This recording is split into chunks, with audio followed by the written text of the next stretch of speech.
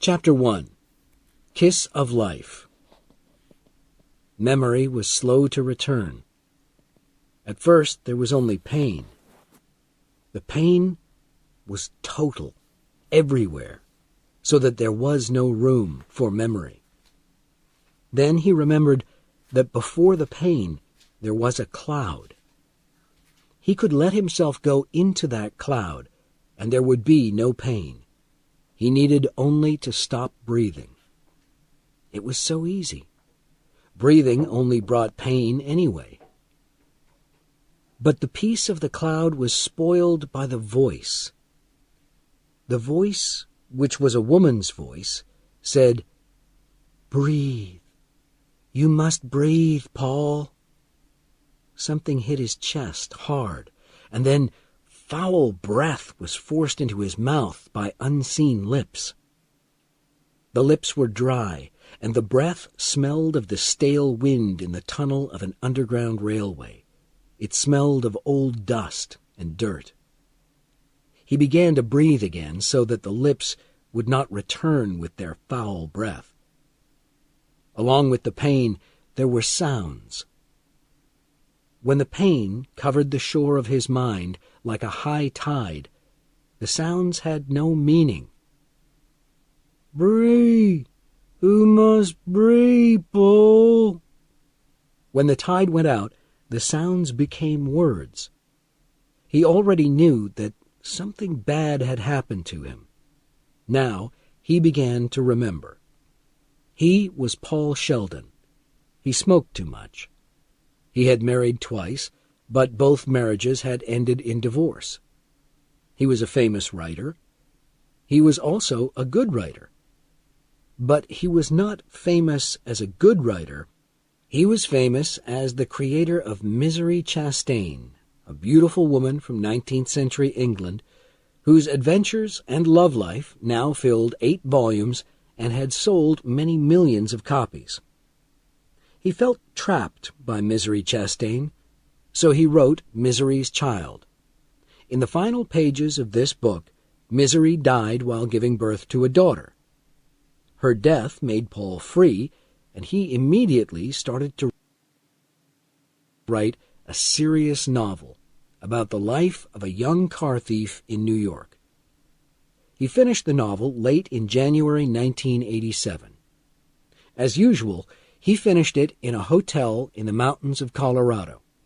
He finished all his books in the same room, in the same hotel. Now he could drive to the airport and fly to New York for the publication of Misery's Child, and at the same time, he could deliver the typescript of the new novel, which was called Fast Cars.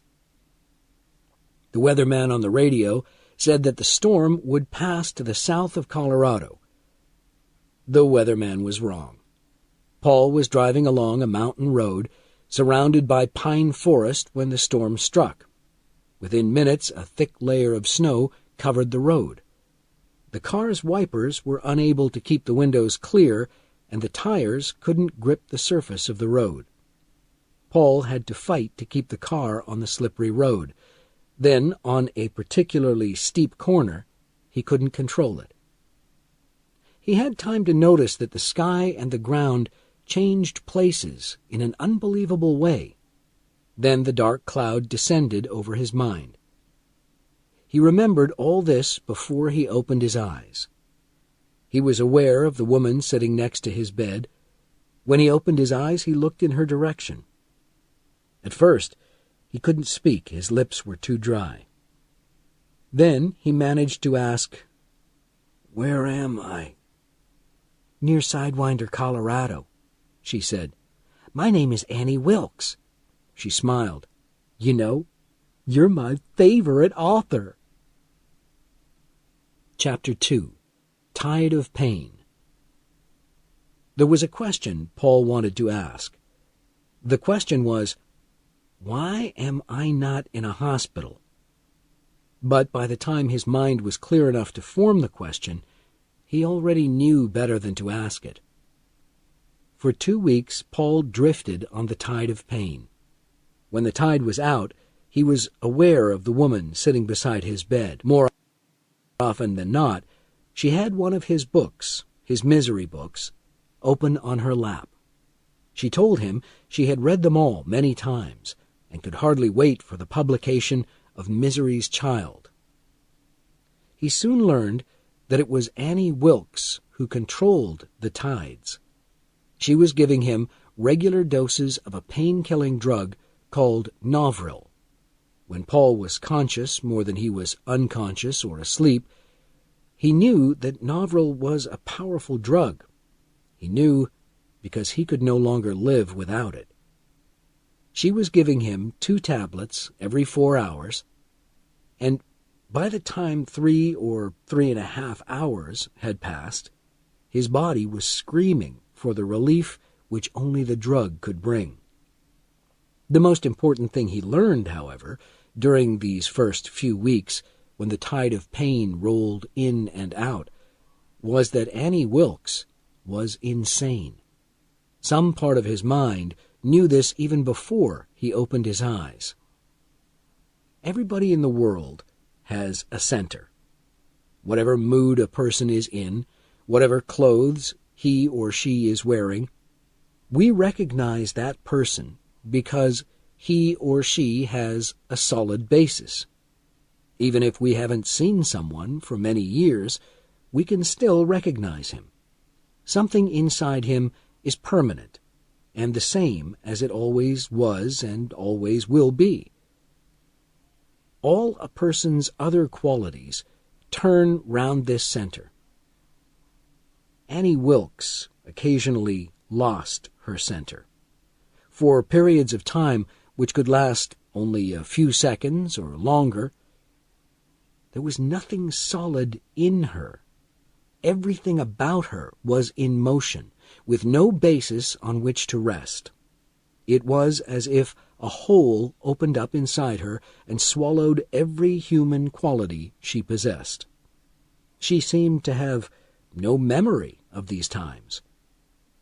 In contrast, however, her body was very solid and strong, especially for a middle-aged woman. At first, Paul was only aware that something was wrong with her, without knowing exactly what. His first direct experience of the whole came during a seemingly ordinary conversation. Annie was, as usual, going on about how proud she was to have Paul Sheldon, the Paul Sheldon, in her own home.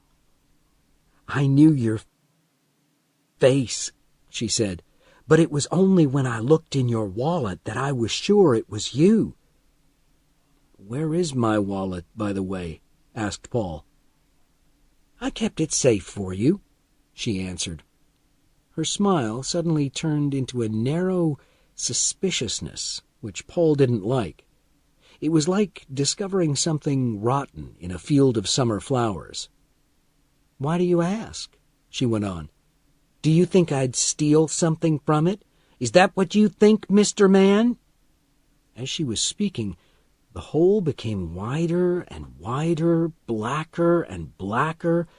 In the space of a few seconds, she was spitting words out viciously instead of politely. It was sudden, shocking, violent. No, said Paul, disguising his shock. "It's just a habit of mine to know the whereabouts of my wallet." Just as suddenly as it had opened, the hole in Annie closed up again, and the smile returned to her face. But from then on, Paul was careful about what he said or did. So he didn't ask about hospital, and he didn't ask to ring his daughter and his agent on the phone. In any case, he wasn't worried. His car would be found soon. Even if his car was covered with snow for weeks or months, he was a world-famous writer, and people would be looking for him. But there were still plenty of questions which Paul could ask. So he gradually found out that he was in the guest room on Annie's small farm. Annie kept 2 cows, some chickens, and a pig called Misery. Her nearest neighbors, the Roydmans, were some miles away, which meant that the town of Sidewinder was even further away. The Roydmans never visited because, according to Annie, they didn't like her. As she said this, Paul caught another quick flash of that darkness, that gap. Day after day, Paul listened for visitors, but no one came. Day after day, he listened for the phone, but it never rang. He began to doubt that there was one in the house. He was completely helpless. He could not move his legs at all. All information about her neighbors and the town had to be squeezed out of Annie without making her suspicious. It was easier to get her to talk about the day of the storm. "I was in town," she smiled, "talking to Tony at the shop. In fact, I was asking him about the publication date of Misery's Child. He told me a big storm was going to strike, so I decided to make my way home, although my car can manage any amount of snow. I saw your car upside down in the stream bed. I dragged you out of the wreck, and I could see straight away that your legs were a mess." She had pulled back the blankets the day before to show him his legs. They were broken and twisted, covered in strange lumps and bruises. His left knee was swollen up to twice its normal size. She told him that both legs were broken in about 7 or 8 places, and that they would take months to heal. She had tied splints firmly and cleanly onto both legs. She seemed to know what she was doing, and to have an endless supply of medicine. Paul swam in and out of consciousness, riding on waves of drugged half-pain as Annie continued with her story. "It was a struggle getting you to the car, I can tell you. I'm strong, but the snow was waist-deep. You were unconscious, which was a good thing. I got you home and put you on the bed. Then you screamed, and I knew you were going to live. Dying men don't scream. But twice over the next few days you nearly died. Once when I was putting your splints on, and once you just nearly slipped away. I had to take emergency steps." She blushed at the memory, and Paul, too, remembered. He remembered that her breath smelled foul, as if something had died inside her. "Now you must rest, Paul," she said, getting up off her bedside chair to leave the room. "You must regain your strength." "The pain," said Paul. "My legs hurt." "Of course they do. Don't be a baby. You can have some medicine in an hour."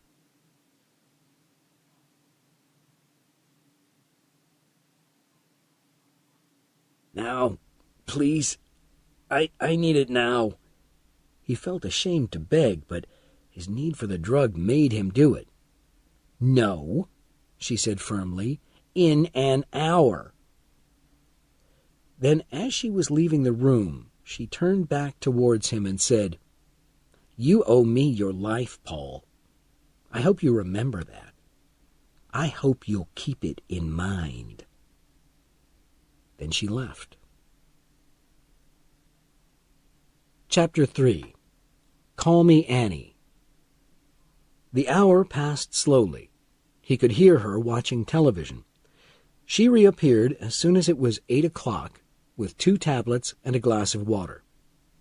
Paul eagerly lifted himself up onto his elbows when she sat down on his bed. "At last I got your new book. 2 days ago," she told him. "Misery's Child. I love it. It's as good as all the others. Better, in fact. It's the best."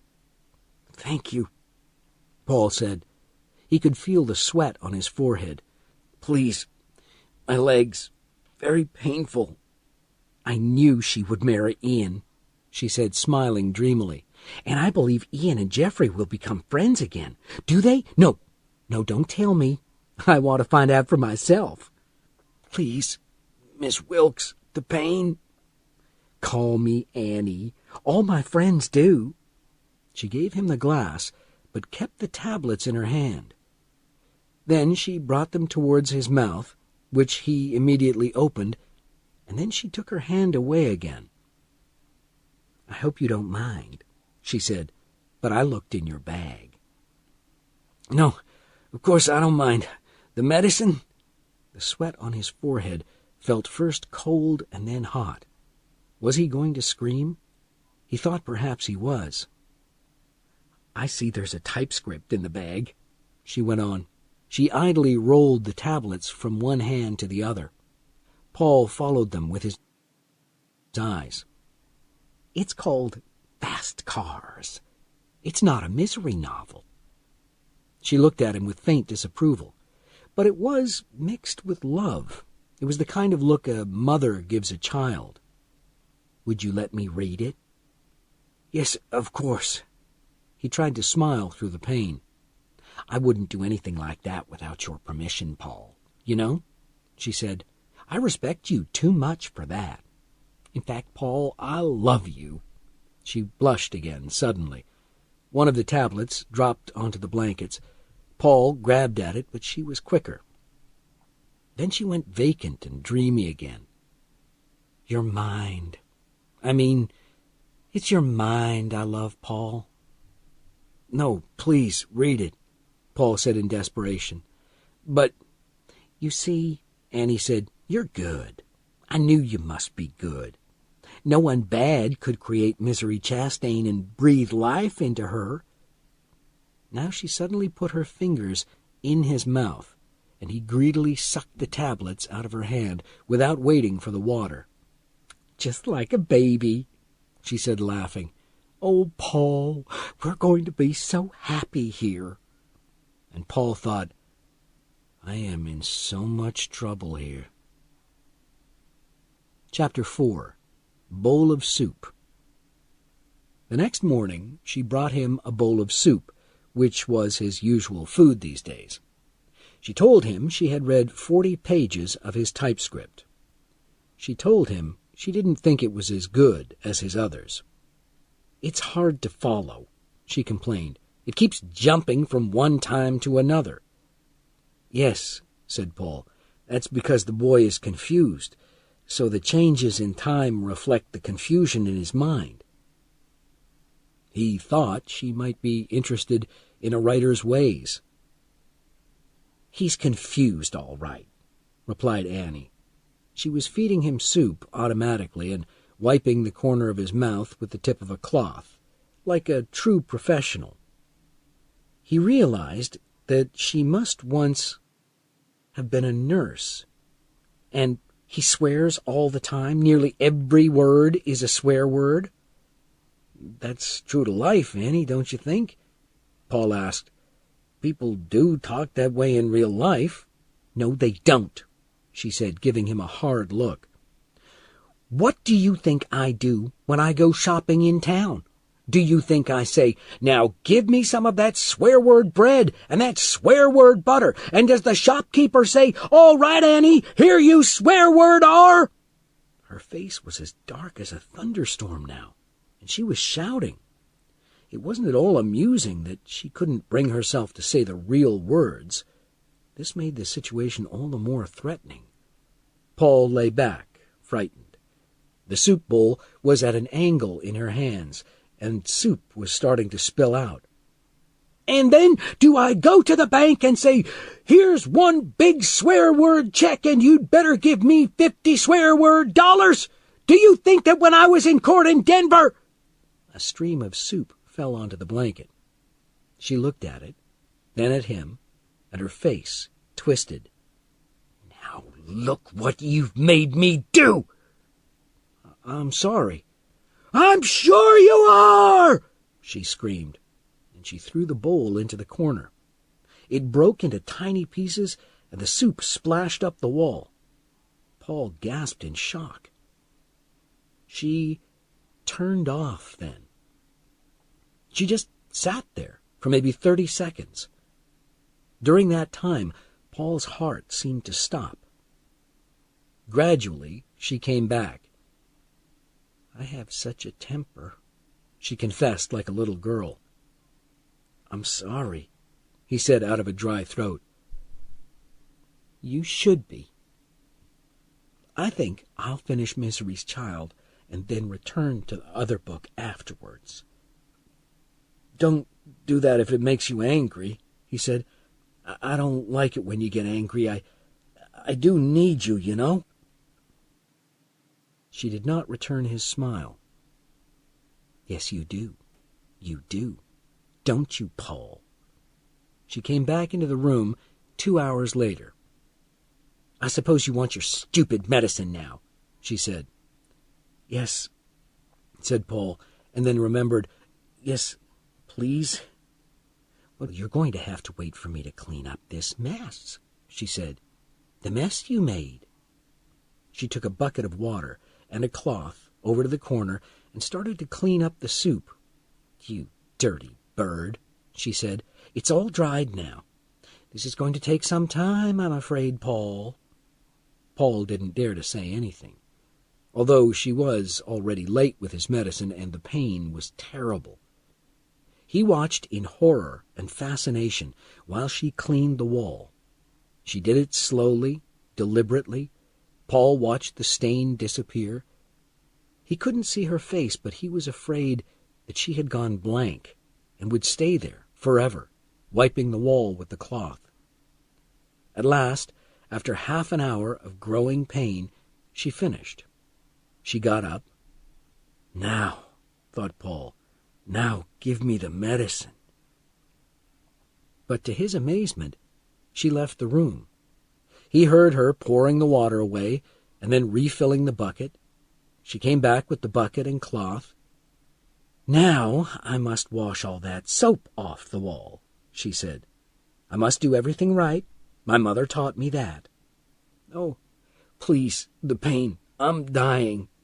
"Don't be silly. You're not dying. It just hurts. In any case, it's your fault that I have to clean up this mess." "I'll scream," he said, starting to cry. Crying hurt his legs and hurt his heart. "Go ahead, then," she replied. "Scream. No one will hear." He didn't scream. He watched her endlessly lift the cloth, wipe the wall, and squeeze the cloth into the bucket. At last she got up again and came over to his bed. "Here you are," she said tenderly, holding out his 2 tablets. He took them quickly into his mouth, and when he looked up, he saw her lifting the yellow plastic bucket towards him. "Use this to swallow them," she said. Her voice was still tender. He stared at her. "I know you can swallow them without water," she said, "but if you do that, I will make you bring them straight back out. Please believe me when I say that I can make you do that." He looked inside the bucket and saw the cloth in the gray water and soap floating on the surface. He drank quickly. His stomach started to move as if he was going to be sick. "Don't be sick, Paul," she said. "There'll be no more tablets for 4 hours." She looked at him for a moment with her flat, empty face, and then smiled. "You won't make me angry again, will you?" "No," he whispered. "I love you," she said, and kissed him on the cheek. Paul drifted into sleep. His last conscious thoughts were, why was she in court in Denver? And why would she want to take me prisoner? Chapter 5. Jug of Water. 2 days later, she came into his room early in the morning. Her face was gray. Paul was alarmed. "Miss Wilkes? Annie? Are you all right?" "No." "She's had a heart attack," thought Paul, and the alarm was replaced by joy. "I hope it was a big one." She came and stood over his bed, looking down at him out of her paper-white face. Her neck was tense, and she opened her hands and then closed them into tight fists again and again. You dirty bird," she stammered. What? I don't understand. But suddenly he did understand. He remembered that yesterday she was 3/4 of the way through Misery's child. Now she knew it all. She knew that Ian and Misery could not have children. She knew that Misery gave birth to Geoffrey's child and died in the process. "She can't be dead!" Annie Wilkes screamed at him. Her hands opened and closed faster and faster. "Misery Chastain cannot be dead!" "Annie, please." She picked up a heavy jug of water from the table next to his bed. Cold water spilled onto him. She brought it down towards his head, but at the last second turned and threw it at the door instead of breaking his head open. She looked at him and brushed her hair off her face. 2 red marks had appeared on her cheeks. "You dirty bird," she said. "Oh, you dirty bird. How could you do that? You killed her." "No, Annie, I didn't. It's just a book." She punched her fists down into the pillows next to his head. The whole bed shook, and Paul cried out in pain. He knew that he was close to death. "I didn't kill her!" he shouted. She stopped and looked at him with that narrow black expression, that gap. "Oh, no, of course you didn't. Well, just tell me this then, Mr. Clever. If you didn't kill her, who did? Just tell me that." "You tell lies. I thought you were good. But you're just dirty and bad, like all the others." She went blank then. She stood up straight, with her hands hanging down by her sides, and looked at nothing. Paul realized that he could kill her. If there had been a piece of broken glass from the jug in his hand, he could have pushed it into her throat. She came back, a little at a time, and the anger at least was gone. She looked down at him sadly. "I think I have to go away for a while," she said. "I shouldn't be near you. If I stay here, I'll do something stupid." "Where will you go? What about my medicine?" Paul called after her as she walked out of the room and locked the door. But the only reply was the sound of her car as she drove away. He was alone in the house. Soon the pain came. Chapter 6. A Job to Do. He was unconscious when she returned 51 hours later. She made him sit up, and she gave him some drops of water to heal his cracked lips and dry mouth. He woke up and tried to swallow a lot of water from the glass she was holding, but she only let him have a little at a time. "Annie, the medicine, please, now," he gasped. "Soon, dear, soon," she said gently. "I'll give you your medicine. But first, you have a job to do. I'll be back in a moment." "Annie, no!" he screamed as she got up and left the room. When she came back, he thought he was still dreaming. It seemed too strange to be real. She was pushing a barbecue stove into the room. "Annie, please, I'm in terrible pain." Tears were streaming down his face. "I know, dear. Soon." She left and came back again with the typescript of fast cars and a box of matches. "No," he said, crying and shaking. "No!" And the thought burned into his mind like acid. Everyone had always said that he was crazy not to make copies of his typescripts. "Yes," she said, her face clear and calm. She held out the matches to him. "It's foul, and it's no good." "But you're good, Paul. I'm just helping you to be good." "No, I won't do it." He shut his eyes. When he opened them again, she was holding a packet of Novril in front of them. I think I'll give you 4, she said, as if she was not talking to him but to herself. Yes, 4. Then you'll feel peaceful and the pain will go. I bet you're hungry, too. I bet you'd like some toast. You're bad, said Paul. Yes, that's what children always say to their mothers, but Mother knows best.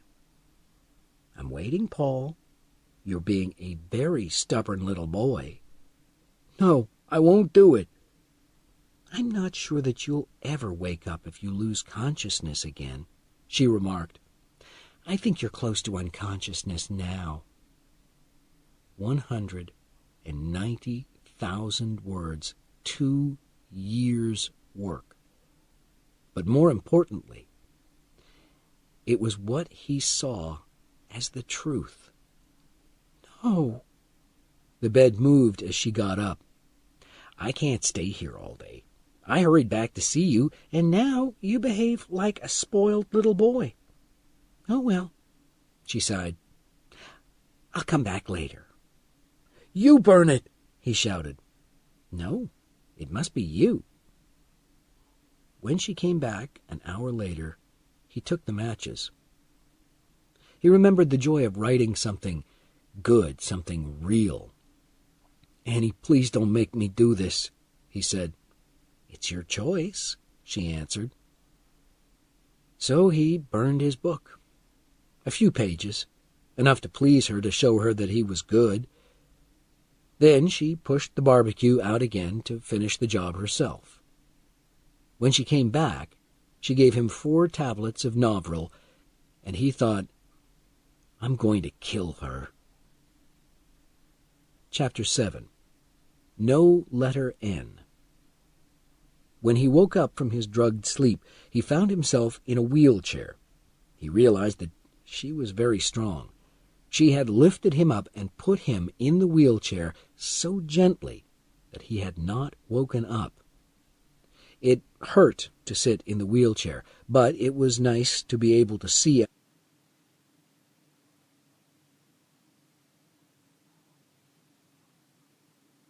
out of the window. He could only see a little when he was sitting up in bed. The wheelchair was in front of a table by the window of his room. He looked out onto a small, snow-covered farm with a barn for the animals and equipment.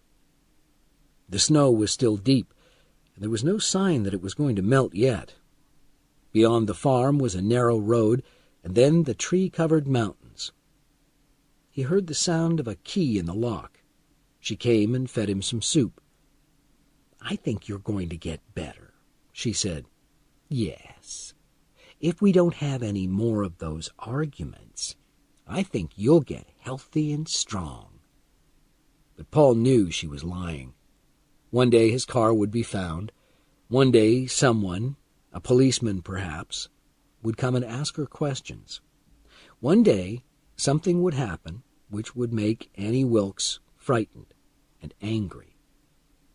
She was going to understand that you can't kidnap people and escape.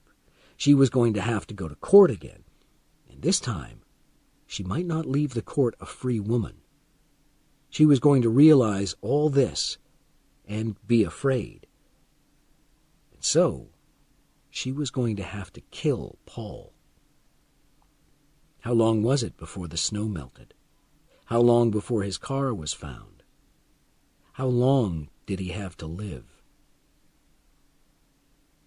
I bought you another present, as well as the wheelchair, she was saying. I'll go and get it for you. She came back with an old black typewriter. Well, she said, what do you think? It's great, he said. A real antique. Her face clouded over. I didn't get it as an antique, she said. I got it second hand. It was a bargain, too. She wanted $45 for it, but I got it for $40 because it has no N. She looked pleased with herself. Paul could hardly believe it. She was pleased at buying a broken old typewriter. You did really well, he said, discovering that Flattery was easy. Her smile became even wider. I told her that N was one of the letters in my favorite writer's name. It's two of the letters in my favorite nurse's name, replied Paul, hating himself. But what will I write on this typewriter, do you think? Oh, Paul, I don't think. I know. You're going to write a new novel. It'll be the best yet. Misery's Return. Paul felt nothing, said nothing.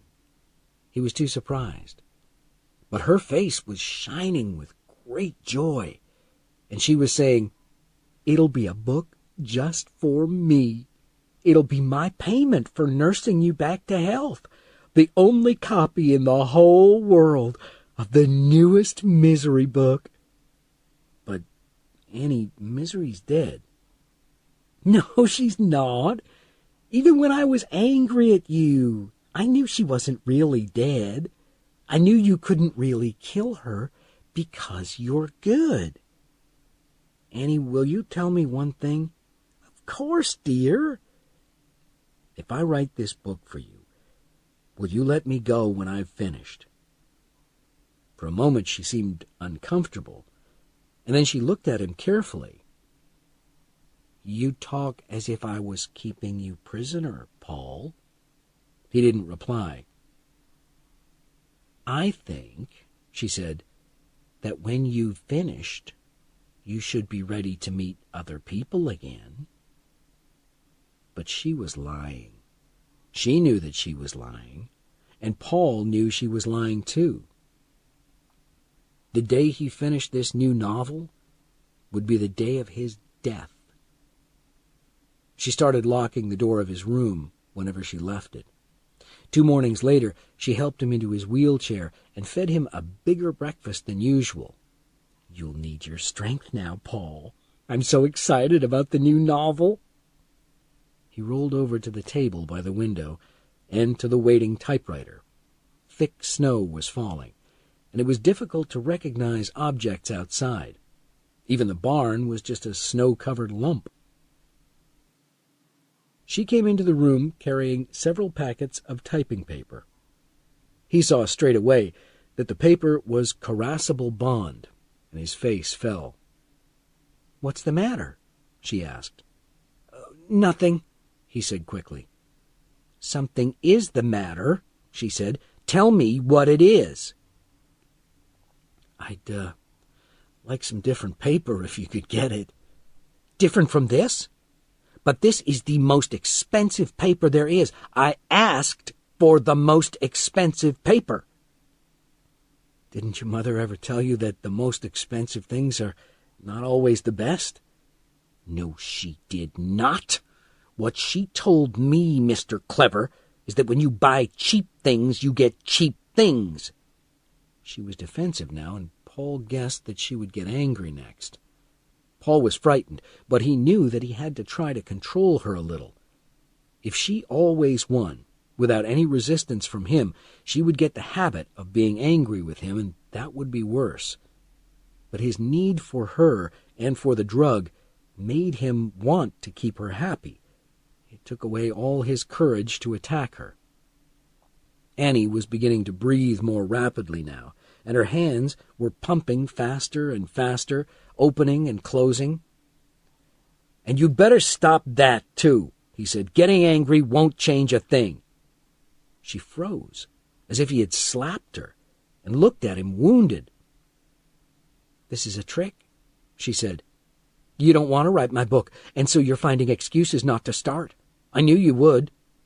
"That's silly," he replied. "Did I say that I was not going to start?" "No, but I am going to start. Come here, and I'll show you the problem." "What?" "Watch." He put a piece of the paper into the typewriter and wrote Misery's Return by Paul Sheldo. He took the paper out and rubbed his finger over the words. The words immediately became indistinct and faint. "Do you see?" "Were you going to rub every page of your typescript with your finger?"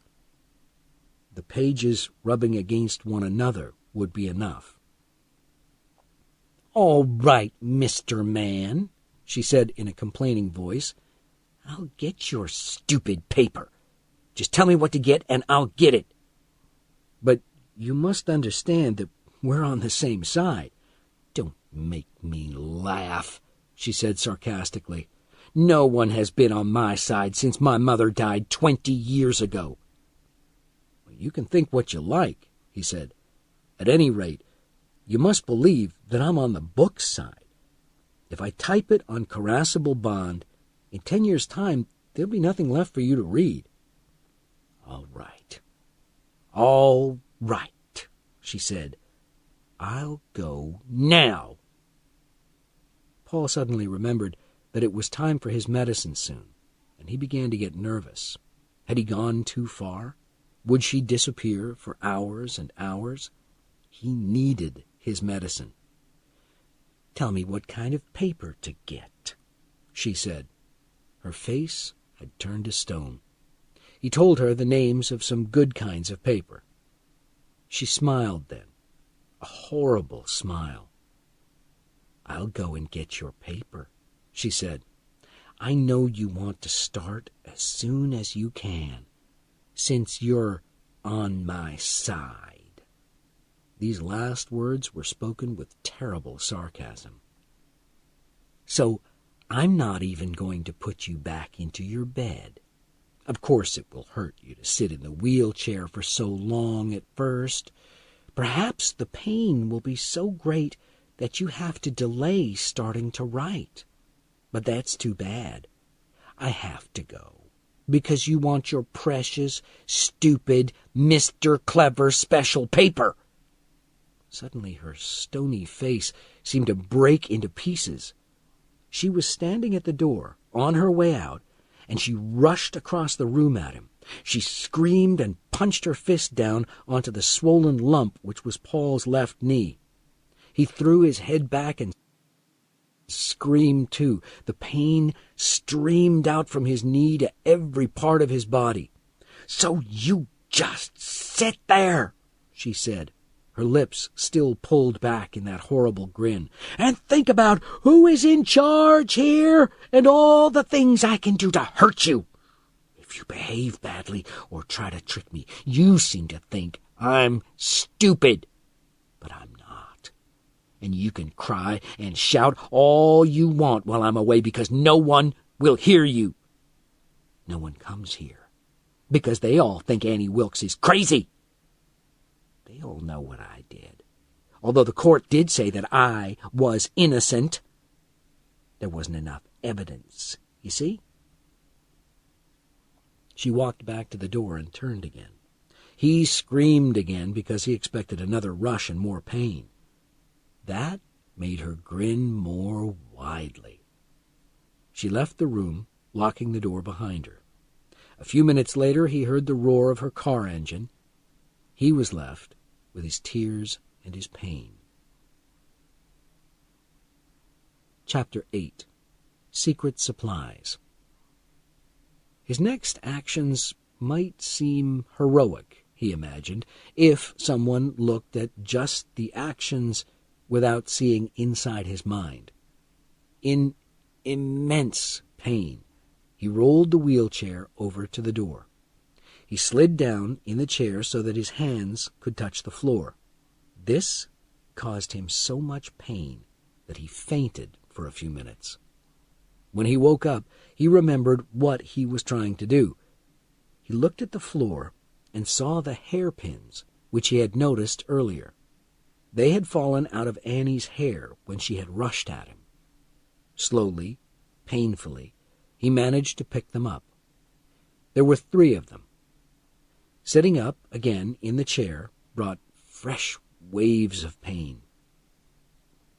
While riding fast cars, he had taught himself to open locks with things like hairpins. It had helped him write about a car thief. It was surprisingly easy. Now he was going to open the door and go out into the house. What made him overcome all his pain and do this? Was it because he was a hero? No. It was because he needed some Novril tablets and was afraid that Annie would not return for hours, or would not give them to him when she did return. And he felt he needed an extra supply to help him during those periods when she was too angry with him to give them to him. It was an old, heavy lock. One pin sprang out of his hands, skated across the wooden floor, and disappeared under the bed. The second one broke, but as it broke, the door opened. "Thank you, God," he whispered. A bad moment followed. No, not a bad moment, an awful moment, when it seemed as if the wheelchair would not fit through the door. She must have brought it into the room folded up, he realized. In the end, he had to hold onto the frame of the door and pull himself through it. The wheels rubbed against the frame, and for one terrible moment he thought the chair was going to stick there. But then he was suddenly through the door. After that, he fainted again. When he woke up, the light in the corridor was different. Quite some time had passed. How long did he have before she returned? 50 hours, like the last time? Or 5 minutes? He could see the bathroom through an open door down the corridor. Surely she would keep the medicine there. He rolled down the corridor and stopped at the bathroom door. At least this door was a little wider. He turned himself round so that he could go into the bathroom backwards, ready for a quick escape if necessary. Inside the bathroom there was a bath, an open cupboard for storing towels and blankets, a basin, and a medicine cupboard on the wall over the basin. But how could he reach it from his wheelchair? It was too high up the wall, and even if he could reach it with a stick or something, he would only make things fall out of it and break in the basin. And then what would he tell her? That misery had done it while looking for some medicine to bring her back to life? Tears of anger and of shame at his need for the medicine began to flow down his cheeks. He almost gave in and started to think about returning to his room. Then his eye saw something in the towel cupboard. Previously, his eye had only quickly noticed the towels and blankets on the shelves. But there on the floor, underneath all the shelves, were 2 or 3 boxes. He rolled himself over to the cupboard. Now he could see some words printed on one of the boxes. Medical supplies. His heart leapt. He reached in and pulled one of the boxes out. There were many kinds of drugs inside the box, drugs for all sorts of diseases, but no Novril. He just managed to reach a second box. Again, he was faced with an astonishing collection of medicines. She must have taken them from hospitals, day after day. Most of the drugs were in small quantities. She had been careful. She hadn't taken a lot at once because they would have caught her. He searched through the box. There, at the bottom, were a great many packets of Novril tablets. Each packet contained 8 tablets. He chewed 3 tablets straight away, hardly noticing the bitter taste. How many packets could he take without her realizing that he had found the store? He took 5 packets and placed them down the front of his trousers to leave his hands free for pushing the wheels. He looked at the drugs in the box. They had not been in any particular order before he searched the box, and he hoped that Annie would not notice any difference. Then, to his horror, he heard the noise of a car. He straightened in the chair, eyes wide. If it was Annie, he was dead. He couldn't get back to the bedroom and lock the door in time, and he had no doubt that she would be too angry to stop herself killing him immediately. She would forget that she didn't want to kill him before he had written Misery's Return. She would not be able to control herself. The sound of the car grew, and then faded into the distance on the road outside. "Okay, you've had your warning," he thought. "Now it's time to return to your room. The next car really could be hers." He rolled out of the bathroom, checking to make sure that he had left no tracks on the floor. How wide open had the bathroom door been? He closed it a little way. It looked right now. The drug was beginning to take effect, so there was less pain now. His immediate need was satisfied. He was starting to turn the wheelchair so that he could roll back to his room when he realized that he was pointing towards the sitting room. An idea burst into his mind like a light. He could almost see the telephone. He could imagine the conversation with the police station. Would they be surprised to learn that crazy Annie Wilkes had kidnapped him? But he remembered that he had never heard the phone ring. He knew it was unlikely that there even was a phone in the house. But the picture of the phone in his mind drove him on. He could feel the cool plastic in his hand, hear the sound of the phone in the police station. He rolled himself into the sitting room. He looked around. The room smelled stale and was filled with ugly furniture. On a shelf was a large photograph in a gold frame of a woman who could only be Annie's mother. He rolled further into the room. The left side of the wheelchair hit a table which had dozens of small figures on it. One of the figures, a flying bird of some kind, fell off the edge of the table. Without thinking, Paul put out his hand and caught it, and then realized what he had done. If he had thought about it, he would not have been able to do it. It was pure instinct. If the figure had landed on the floor, it would have broken. He put it back on the table. On a small table on the other side of the room stood a phone. Paul carefully made his way past the chairs and sofa. He picked up the phone. Before he put it to his ear, he had an odd feeling of failure. And yes, there was no sound. The phone was not working. Everything looked all right.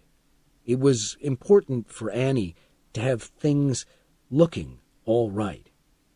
But she had disconnected the phone. Why had she done it? He guessed that when she had arrived in Sidewinder, she had been afraid. She thought that people would find out about whatever had happened in Denver and would ring her up. "You did it, Annie. We know you did. They let you go, but you're not innocent, are you, Annie Wilkes?" They were all against her. The Roydmans, everyone. No one liked her.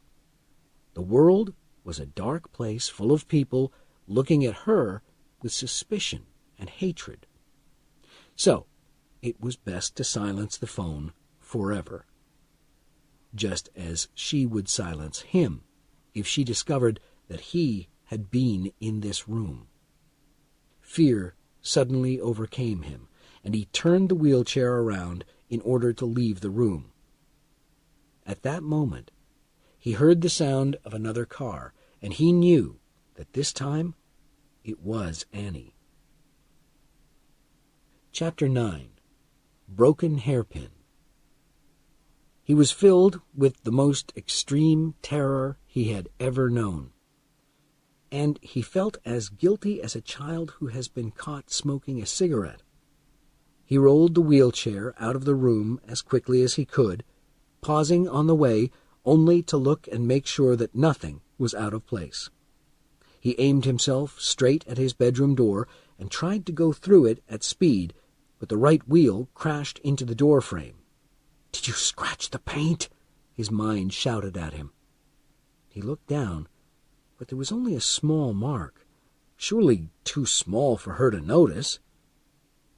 He heard the noise of her car on the road, and then turning in towards the house to park. He tried to move the wheelchair gently through the door without hurrying, but again he had to hold onto the frame and pull himself through it. At last he was in the room. She has things to carry, he told himself.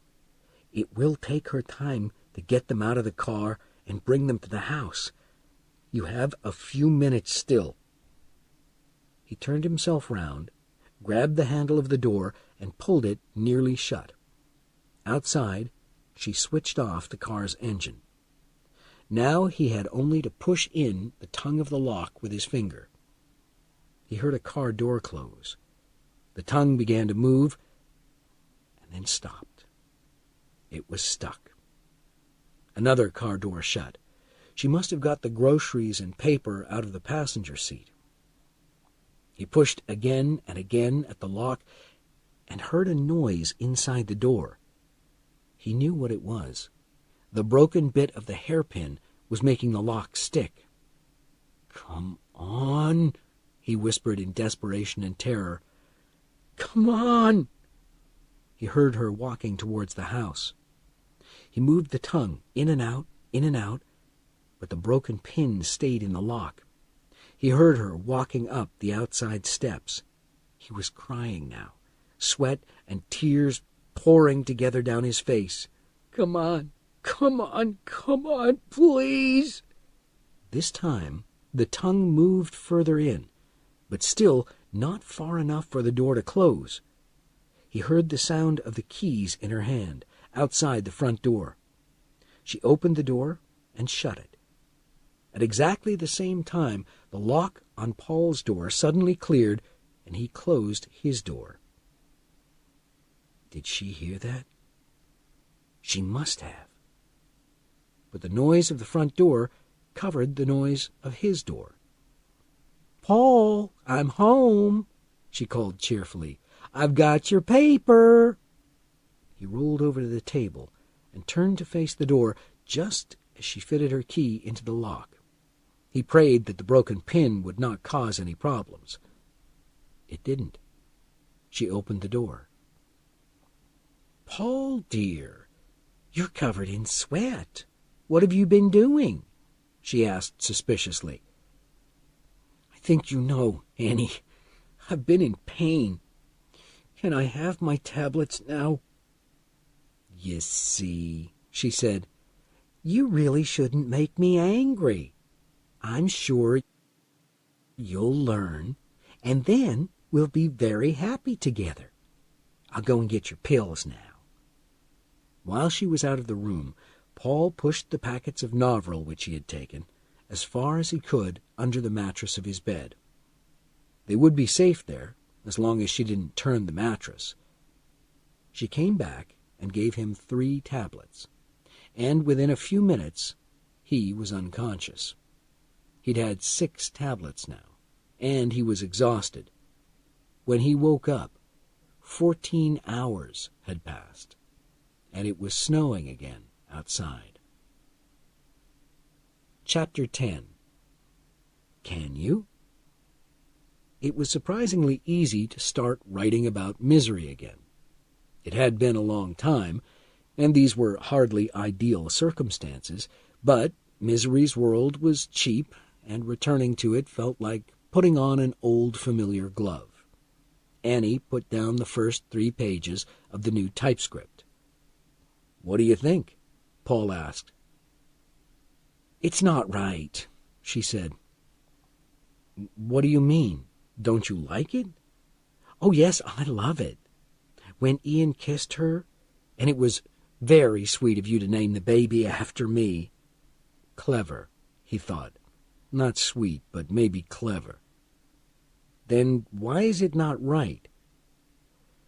"Because you cheated," she explained. "The doctor comes when he couldn't have come. At the end of Misery's Child, Geoffrey rode to fetch the doctor, but his horse fell and broke a leg. and Jeffrey broke his shoulder and lay in the rain all night until the morning when that boy found him. And by then Misery was dead. Do you see? Yes. How am I going to please her? How can I bring Misery back to life without cheating? When I was a child, Annie was saying, I used to go to the cinema every week. We lived in Bakersfield, California. They used to show short films, and at the end, the hero, Rocket Man or somebody, was always in trouble. Perhaps the criminals had tied him to a chair in a burning house, or he was unconscious in an aeroplane. The hero always escaped, but you had to wait until the next week to find out exactly what happened. I loved those films. If I was bored, or if I was looking after those horrible children downstairs, I used to try to guess what happened next. God, I hated those children. Anyway, sometimes I was right, and sometimes I was wrong. That didn't matter, as long as the hero escaped in a fair way. Paul tried to stop himself laughing at the picture in his mind of young Annie Wilkes in the cinema. Are you all right, Paul? Are you going to sneeze?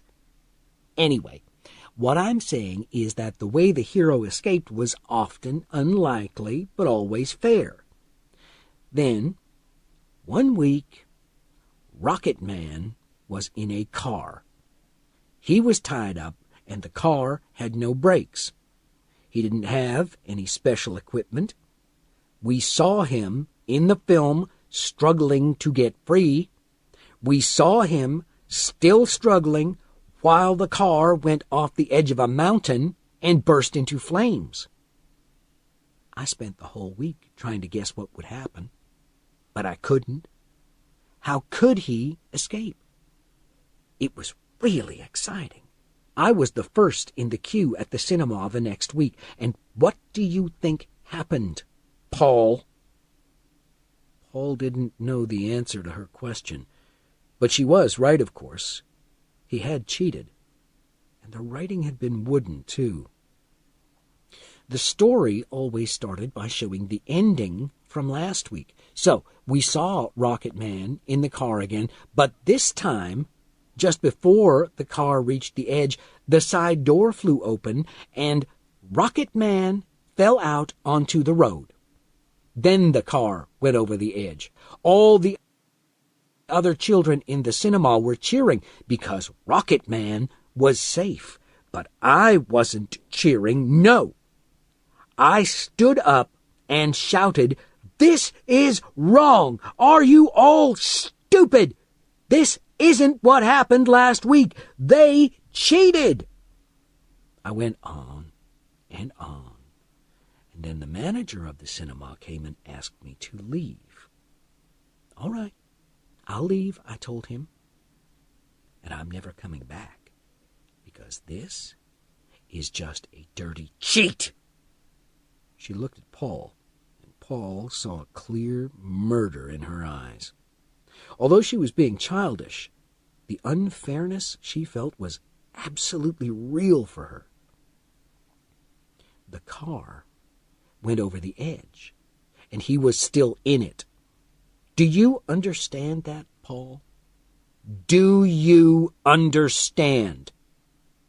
She jumped up, and Paul thought she was going to hurt him because he was another writer who had cheated in his story. "Do you?" She seized the front of his shirt and pulled him forward so that their faces were almost touching. "Yes, Annie. Yes, I do." She stared at him with that angry, black stare. She must have seen in his eyes that he was telling the truth, because she let go of him, quietened down, and sat back in her chair. "Then you know what to do," she said, and left the room. How could he bring Misery back to life? When he was a child, he used to play a game called Can You? With a group of other children. An adult would start a story about a man called Careless Corrigan. Within a few sentences, Careless Corrigan would be in a hopeless situation, surrounded by hungry lions, perhaps. Then the adult would pass the story on to one of the children. He would say, "Daniel, can you?" And then Daniel, or one of the other children, had to start the story again within 10 seconds, or he had failed.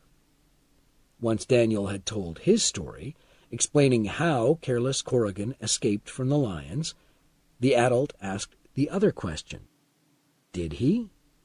And if most of the children put their hands in the air and agreed that Careless Corrigan did, that what Daniel had said was all right, then Daniel was allowed to stay in the game.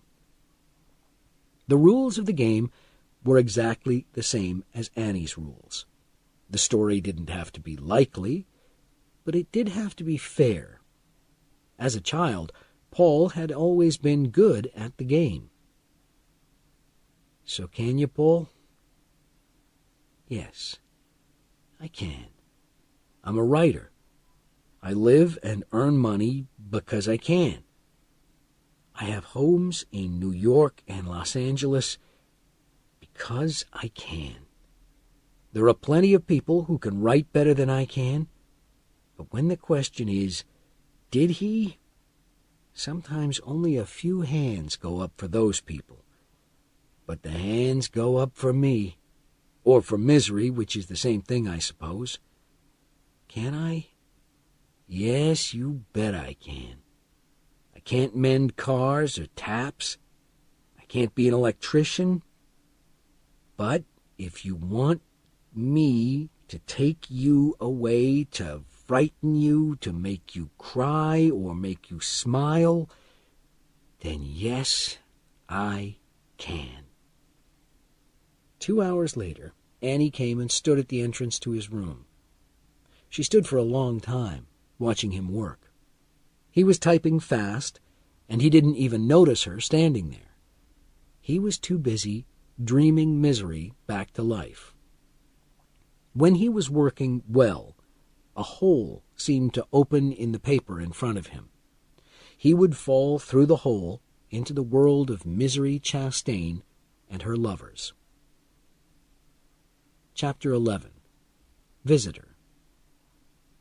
"Well?"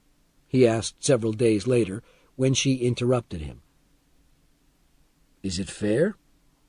Annie sat on his bed, holding the first 6 chapters of the typescript. She looked a bit pale.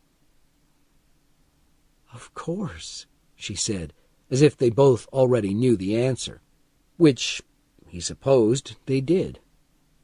"It's not only fair, it's also good, exciting." "Shall I go on?" he asked. "I'll kill you if you don't," she replied, smiling a little. Paul didn't smile back. This common remark would once have seemed ordinary to him. When Annie Wilkes said it, it didn't seem ordinary at all. "You won't have to kill me, Annie," he said. "I want to go on. So, why don't you leave me to write?" "All right," she said. She stood up and quickly dropped the typescript on his table, and then moved away. It was as if she was afraid of being burned by him. She was thinking of him now as the famous author, the one who could capture her in the pages of his books and burn her with the heat which his words made. "Would you like to read it as I write it?" he asked. Annie smiled. "Yes, it would be almost like those films when I was young." "I don't usually show my work before it's all finished," he said. "But this is a special situation, so I'd be glad to show it to you chapter by chapter." And so began the 1,001 Nights of Paul Sheldon, he thought. "But will you do something for me?" "What?" "Fill in all those N's," he said. She smiled at him with real warmth. "That would make me very proud," she said. "I'll leave you alone now." But it was too late. Her interruption closed the hole in the paper for the rest of the day. Early the next morning, Paul was sitting up in bed with his pillows piled up behind him, drinking a cup of coffee and looking at those marks on the sides of the door. Suddenly, Annie rushed into the room, her eyes wide with fear. In one hand she held a piece of cloth, in the other some rope. "What?" It was all he had time to say. She seized him with frightened strength and pulled him forward. Pain, the worst for days, ran through his legs, and he screamed. The coffee cup flew out of his hand and broke on the floor. His first thought was that she had seen the marks on the door, and now she was going to punish him. "Shut up, stupid!" she whispered urgently. She tied his hands behind him with the rope, and just then he heard the sound of a car turning off the road and towards her house. He opened his mouth to say something, and she pushed the cloth into it. It tasted foul. "Keep completely quiet," she said, with her head close to his. "I warn you, Paul, if whoever this is hears something, or even if I hear something and think he might have heard something, I will kill him. Then you, then myself." She ran out of the room, and Paul heard her putting on her coat and boots. Through the window he saw an old Chevrolet stop and an elderly man get out. Paul guessed that he was here on town business, because he could think of no other reason for anyone to come. The man looked like a local official, too. Paul had often imagined someone coming to the house.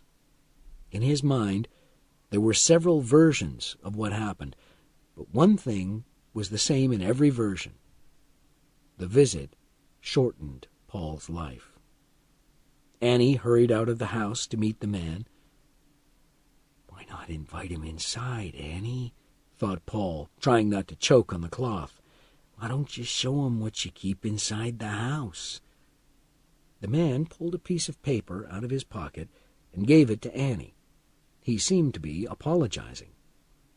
She looked quickly at the paper and began to speak. Paul couldn't hear what she was saying, but he could see the clouds of mist which formed in the cold air in front of her mouth. She was talking fast and waving her finger in the man's face. She led the man a little way from his car so that Paul could no longer see them, only their shadows. He realized that she had done it on purpose. If he couldn't see the man, then the man couldn't see him. The shadows stayed there for 5 minutes. Once Paul heard Annie's voice. She was shouting angrily, although he couldn't hear the actual words. They were 5 long minutes for Paul. The cloth in his mouth was making him feel sick. Then the man was walking back to his car with Annie behind him. She was still talking. He turned to say something before getting into the car, and Paul could see some emotion on his face. It wasn't quite anger.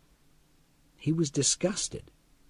It was obvious that he thought she was crazy. The whole town probably regarded her as crazy, and he didn't like having the job of visiting her. "But you don't know the extent of her madness, do you?" thought Paul. "If you did, you wouldn't turn your back on her." Now the man got into the car and started to reverse towards Annie's gate. Annie had to shout even louder so that he could hear her over the noise of the engine, and Paul heard her words too. "You think you're so clever, don't you? You think you're such a big wheel helping the world to turn round.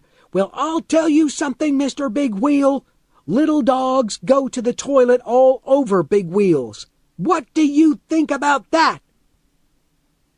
When the man had driven away, Annie rushed back into the house. She shut the front door with a loud bang, and Paul knew that she was extremely angry. He was frightened that her anger with the man would become anger with him. She came into his room and began to walk around waving the piece of paper in her hand. "I owe them $500 tax, he says.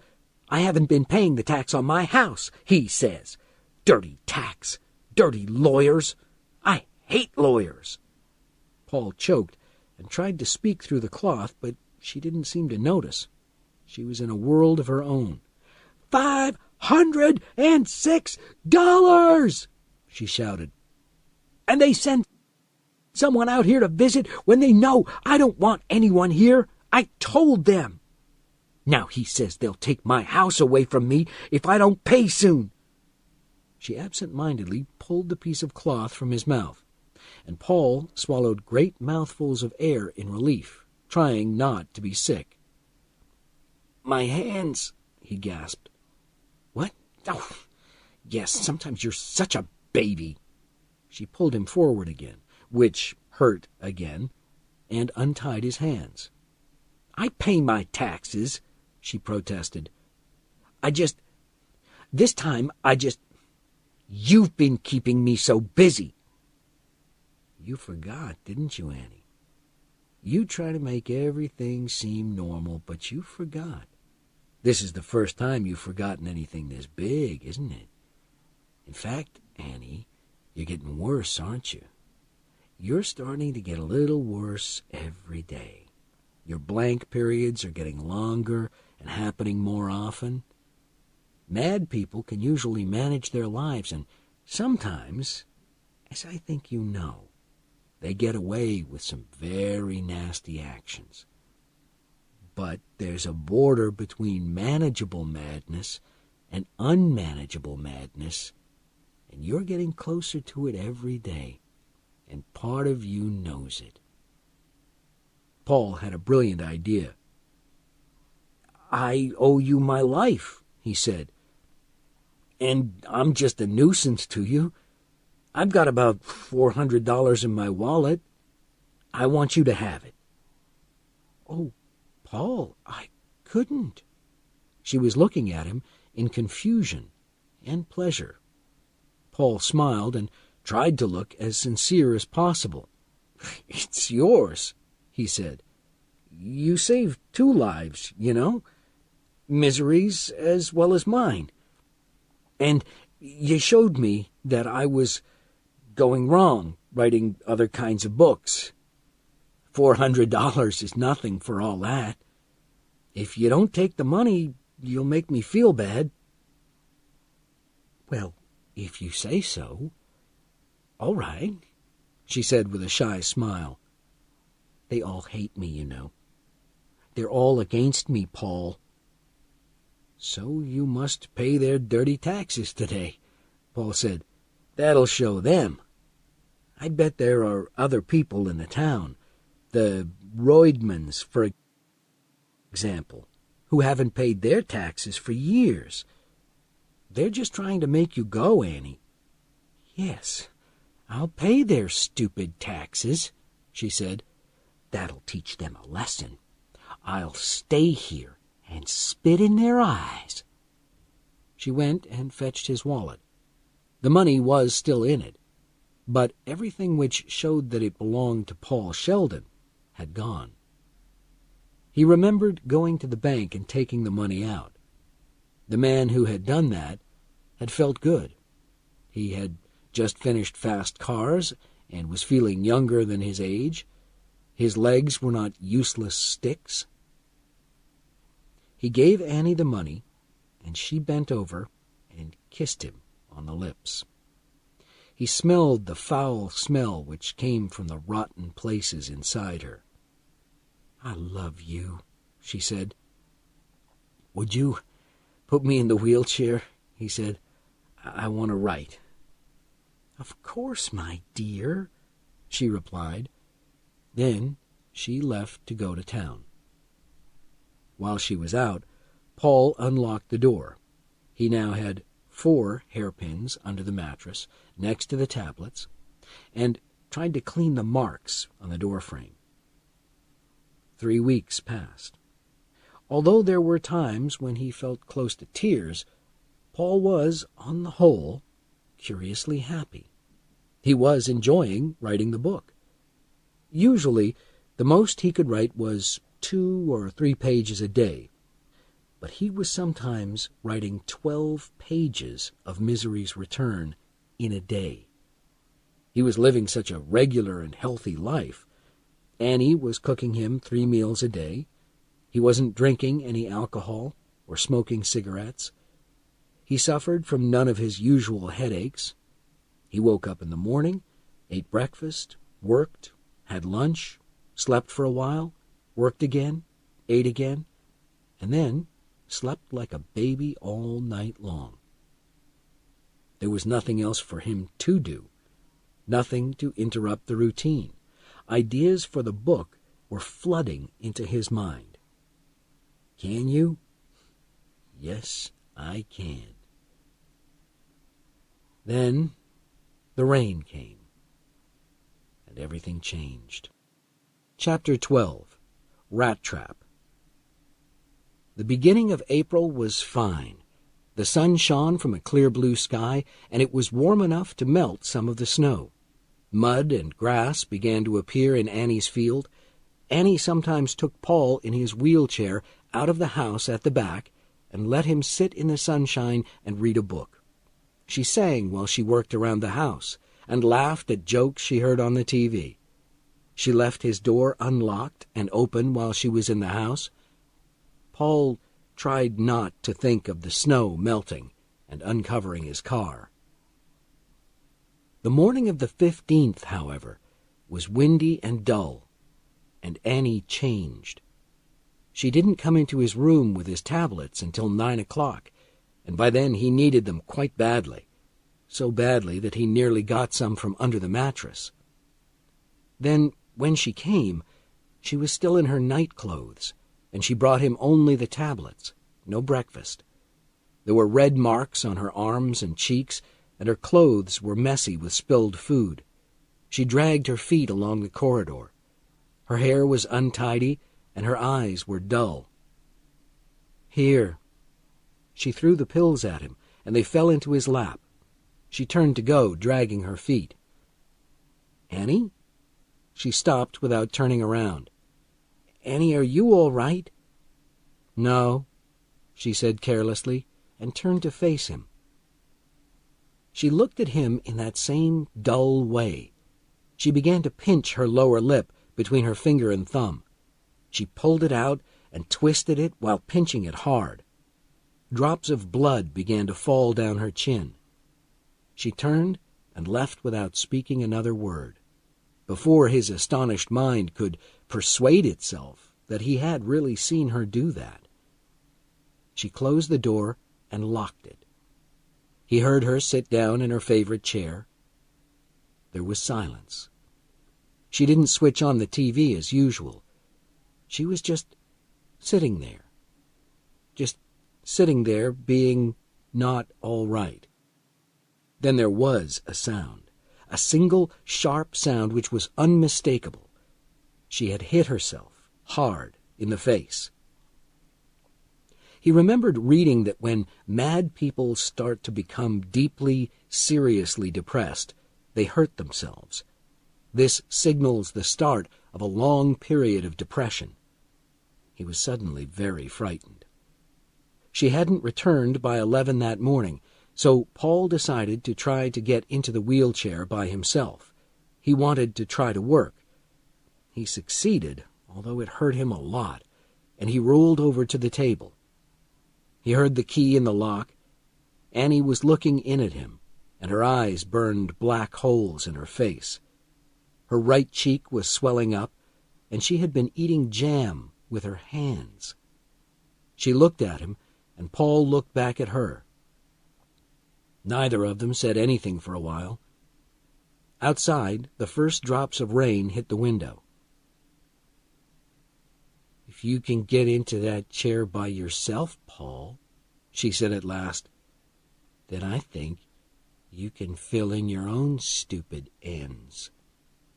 She closed the door and locked it again. Paul sat looking at it for a long time, as if there was something to see. He was too surprised to do anything else. He didn't see her again until late in the afternoon. After her visit, work was impossible. At 2 in the afternoon, the pain was bad enough for him to take 2 tablets from under the mattress. Then he slept on the bed. When he woke up, he thought at first that he was still dreaming.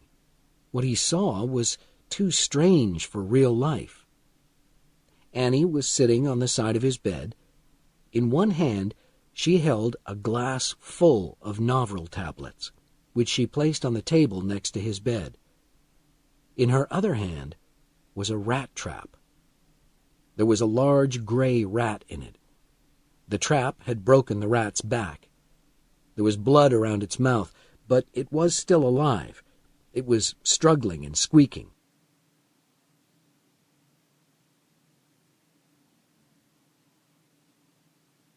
This was no dream.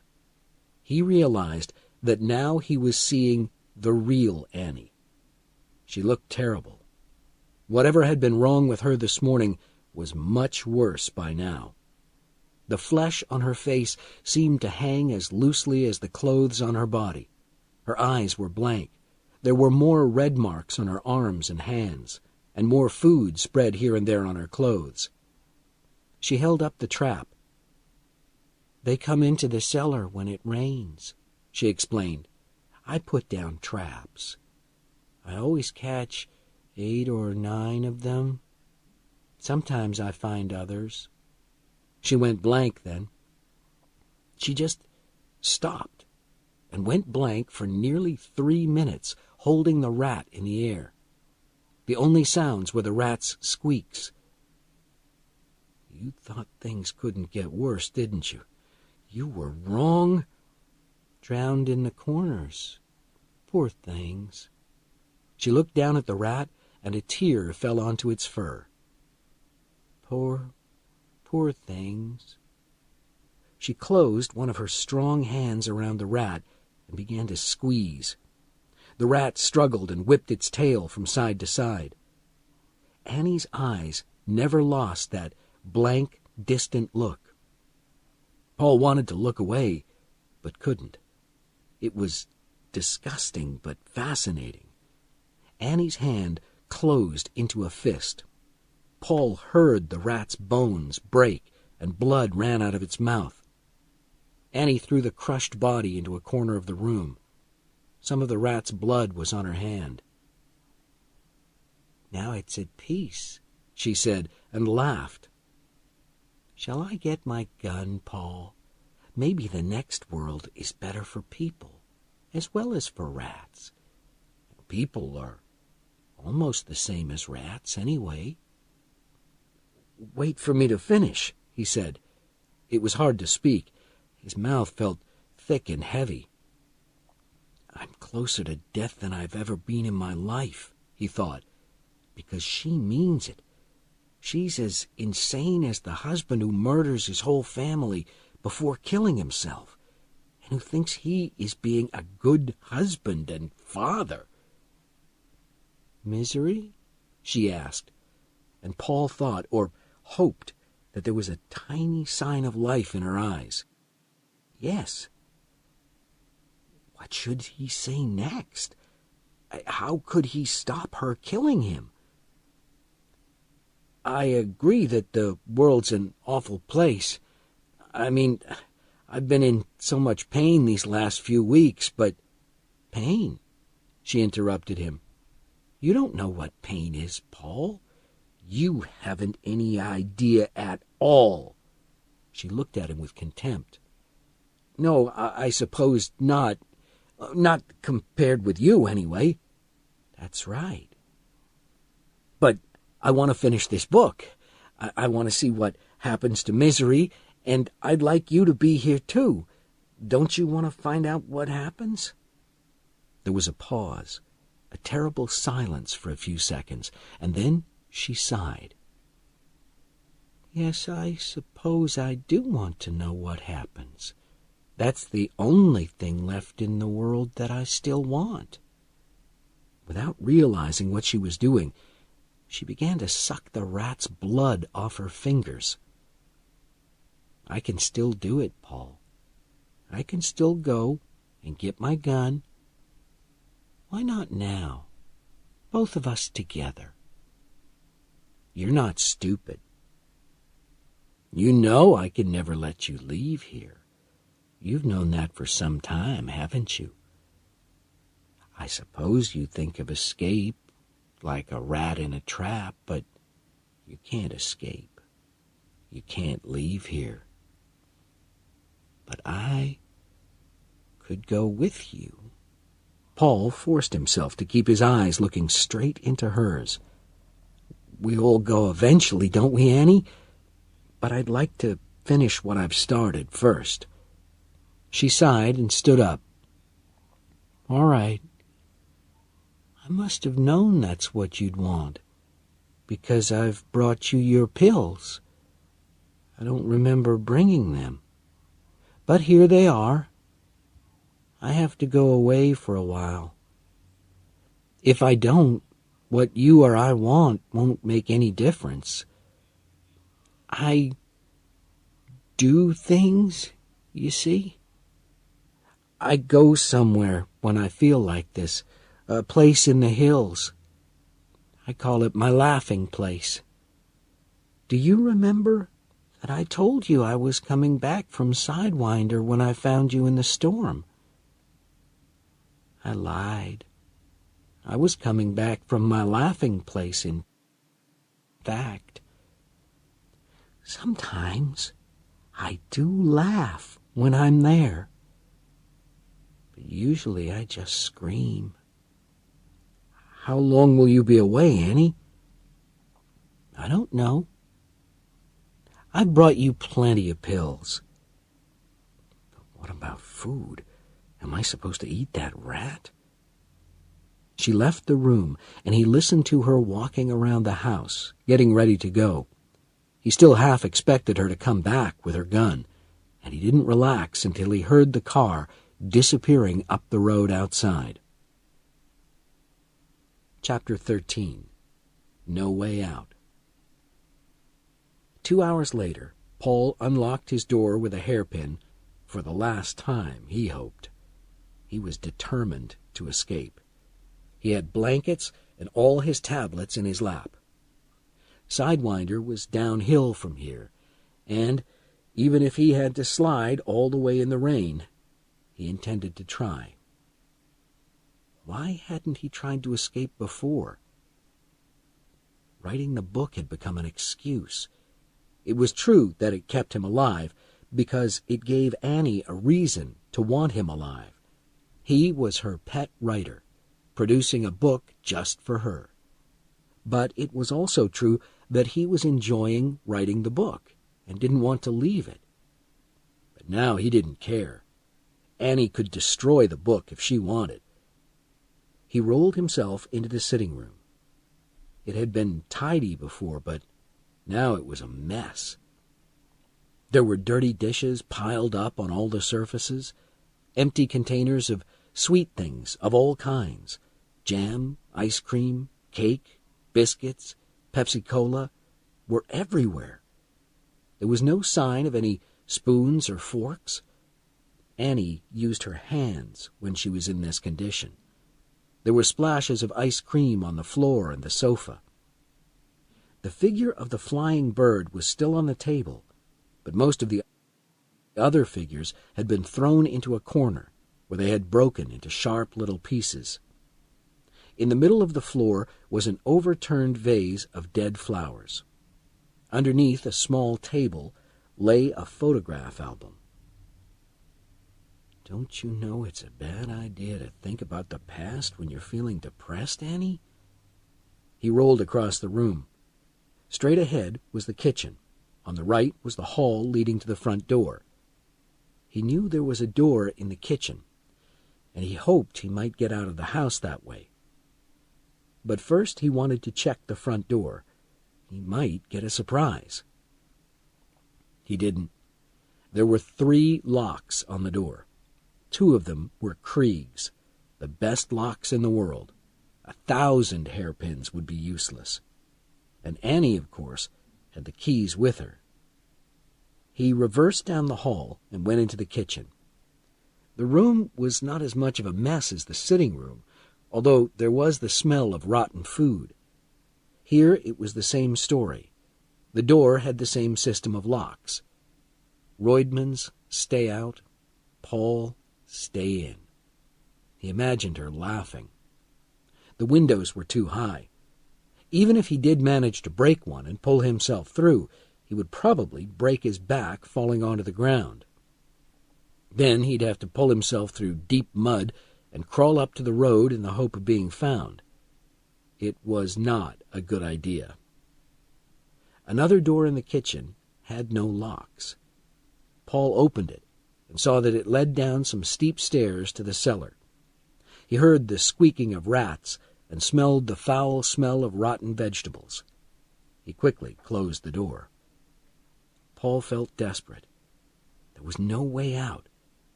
For a moment, he thought about killing himself. He had found plenty of food in cans on the kitchen shelves, and also some boxes of matches. Perhaps he should just burn the whole house down in revenge, and kill himself at the same time. Maybe I will have to kill myself eventually, but I'll kill her first. That is my promise. I will never give up. Chapter 14. Dragon Lady. On his way back through the sitting room, he stopped to pick up the album. He was curious to see photographs of Annie's family and of Annie herself when she was younger. When he opened the album, however, he found that it was full of stories cut from newspapers. The first 2 pages told of the wedding of Annie's parents and the birth of her elder brother Paul. Another Paul in her life. And of Annie herself. She was born on the 1st of April, 1943. She must have hated being an April Fool. The next page contained a report of a fire in a house in Bakersfield, California in 1954. 5 people had died in the fire. 3 of them had been the children who lived in the ground-floor apartment, downstairs from the Wilkes family, who had been out of the house at the time. The fire had started because of a cigarette in the cellar. Annie's voice echoed in Paul's mind. God, I hated those children. Paul's blood began to run cold. But she was only 11 years old. That's old enough. Old enough to let a candle burn down in the cellar so that the flame could light a pool of petrol. It's an old trick, but hard to beat. Maybe she just wanted to frighten them and accidentally did more than that. But she did it, Paul. You know she did it.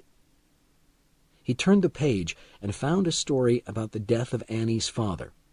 He had fallen over a pile of clothes at the top of the stairs in his house and broken his neck. The newspaper called it a curious accident. On the next page, a newspaper from Los Angeles, hundreds of miles from Bakersfield, used exactly the same words. A curious accident. This time, it was a student nurse who had fallen over a dead cat at the top of the stairs and broken her neck. The name of the person who shared the student's apartment was Annie Wilkes. The year was 1959. Paul felt pure terror rise up in him. The accidents had happened in different places and at different times, and no one had made the connection. Why should they? People were always falling downstairs. Why had she killed them? He seemed to hear Annie's answers in his mind.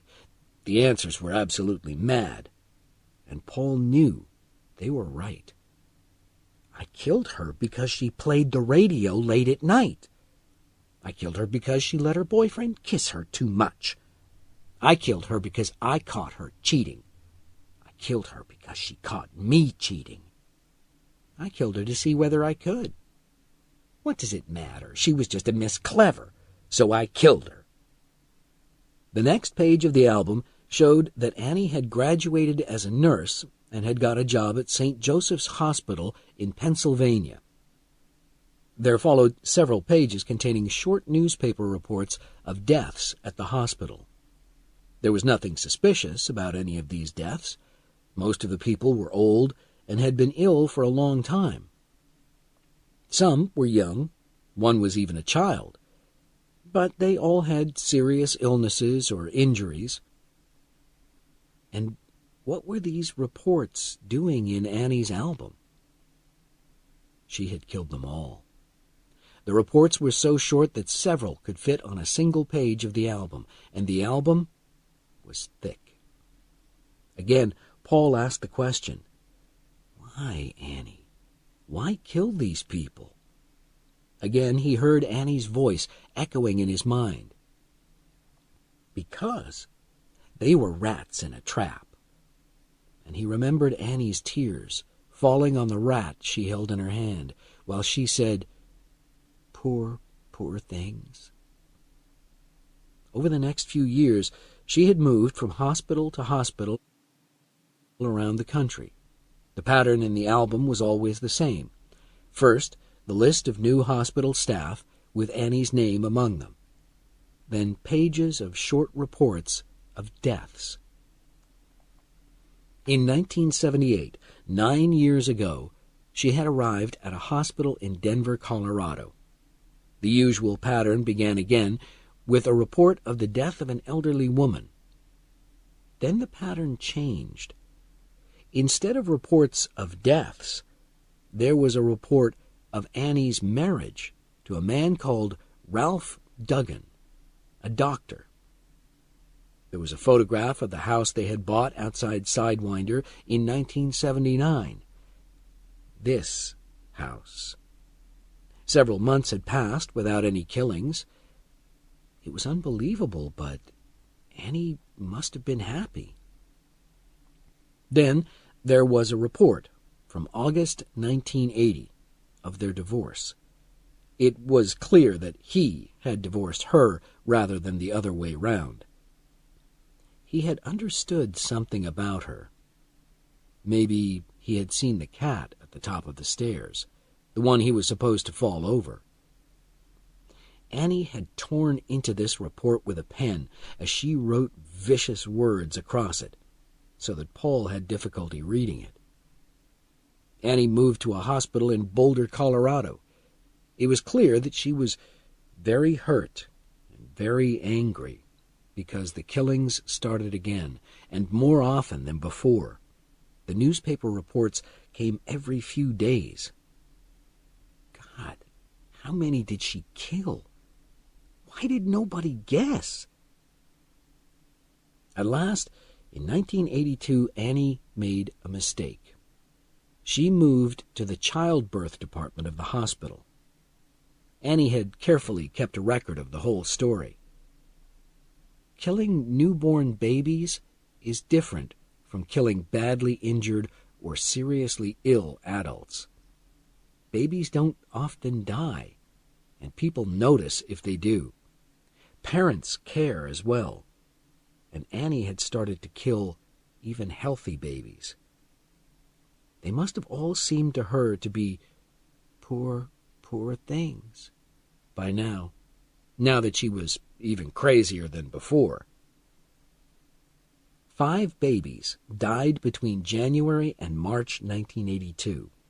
A hospital investigation found nothing suspicious in their deaths, which was not surprising, thought Paul, since Annie was the chief nurse of the department and was probably doing the investigation herself. Another baby had died in April, 2 in May. Then at the beginning of June, there was a newspaper report with the heading, "Nurse Wilkes Questioned on Baby Deaths." The police were reported as saying that she was not under arrest and they were not accusing her of anything. They were just questioning her. And the next day, Nurse Wilkes released. She had got away with it. How? Paul couldn't imagine. But she had got away with it. Now, he thought, she will move to another hospital in another town. But no, she was too insane for that now. The Boulder News, 2nd of July. The horror continues. 3 more babies die. Pages and pages of the album contained reports of Annie's arrest and trial. Annie had also included a selection of letters from the citizens of Boulder that had been printed in the newspapers. It was clear that she had chosen the most vicious of the letters, those which reminded her that everyone was against her and that it was their fault. The newspapers began to call her the Dragon Lady. But there was not enough evidence. On the 16th of December, the huge heading in the paper read, "Dragon Lady Innocent." There were plenty more pages in the album, but few of them had been used. Annie had kept any further reports that she had seen about the baby deaths, but there were no more killings until 1984. The Sidewinder Gazette had reported in November of that year the discovery of the body of a young man called Andrew Pomeroy. What was left of his body, some bits had been cut off with an axe, had been found in a stream bed quite a few miles from the town. How far from here? Paul wondered. He turned the page and looked at the last report in the album. For a moment, his breath stopped. It was about him. The report was only 2 weeks old.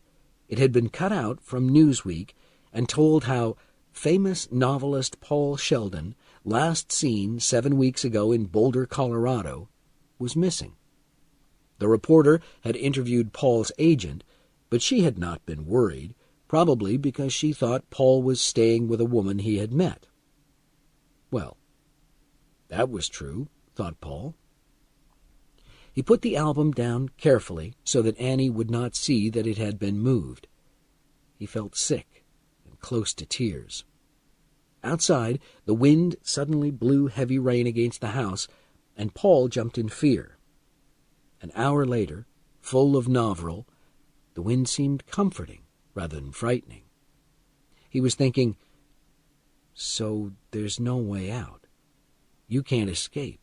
And Superman's too busy making films in Hollywood. But there's one thing you can do. Can you, Paul? Can you do it? The only way out of this was to kill her. Yes, I can. Chapter 15. Butcher's Knife. The storm continued throughout the next day. The following night the clouds blew away, and the temperature dropped. All the world outside froze solid. The roads were pure ice. Annie couldn't come back that day even if she was ready to. And that was too bad for the animals. He could hear the cows complaining in the barn. Annie hadn't milked them, and they were in pain. As the days passed, he heard no more noises from them. Paul's routine was easy. During the daytime he ate food which Annie would not miss from the kitchen. She had stored hundreds of cans of food, and it was easy for Paul to take a few cans from here and a few from there so that Annie would not notice. So he had enough to eat. He took his tablets regularly, slept, and wrote his novel. In the evenings he played Can You? With ideas about killing Annie. A lot of ideas came to him, but most of them were impossible or too complicated. This was no game. This was his life. It would have to be something simple. In the end, he went to the kitchen and chose the longest, sharpest butcher's knife he could find. On the way back into his room, He stopped to rub at the new marks he was making on the doorframe. The marks were clearer than before. But it doesn't matter, he thought, because as soon as she returns the first time she comes into my room. He pushed the knife under the mattress. When Annie came back, he was going to ask her for a drink of water. She would bend over to give it to him, and then he would stab her in the throat. Nothing complicated. Paul closed his eyes and went to sleep. When Annie's car came whispering into the farm at 4 o'clock that morning, with its engine and its lights switched off, he did not move. It was only when he felt the sting of the syringe in his arm and woke to see her face close to his that he knew she was back. Chapter 16. Good news, bad news. In his dream, he was stung by a bee, so at first he thought he was dreaming. Paul? In his dream, the bee was dangerous, and he wanted desperately to escape. Paul! That was no dream voice. It was Annie's voice.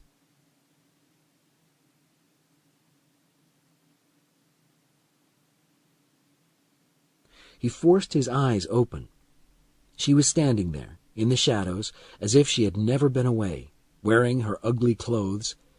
He saw the syringe in her hand, and understood that it hadn't been a bee. She had given him an injection. But what had she... Fear came again, but his mind was too dull to feel it strongly. Whatever drug she had given him was making things unreal for him. He tried to lift his hands, and it felt as if there were invisible weights hanging from them. It's the end, he thought. The end of the story of Paul Sheldon. Curiously, the thought almost made him happy. The end of the 1,001 nights. Strange, half-formed ideas kept coming into his mind as the powerful drug crept into all the corners of his brain. "There you are," Annie said. "I see you, Paul. Those blue eyes. Did I ever tell you that I think your eyes are lovely? But I suppose plenty of women have told you that, and bolder women than me." She was sitting on the end of his bed. She bent down to check something on the floor, and for a moment all he could see was her broad, strong back. He heard the sounds of something metal and something wooden, and the unmistakable sound of a box of matches. She turned back towards him and smiled. Whatever else might have happened, she was no longer depressed. That must be good, mustn't it? "What do you want first, Paul?" she asked. "The good news or the bad news?"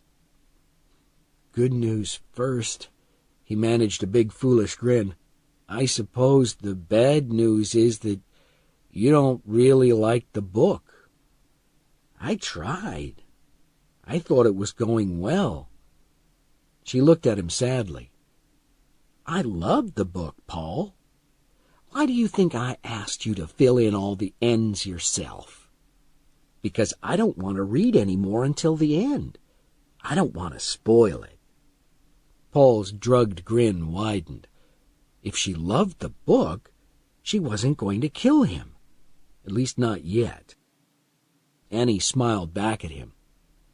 "The good news," she said, "is that your car has gone. I've been very worried about your car, Paul. I knew only a big storm would wash it away. When the snow melted in the spring, the water from the mountains was enough to wash away the body of that dirty bird Pomeroy. But a car is much heavier than a man, isn't it? But the storm and the melting snow at the same time did it.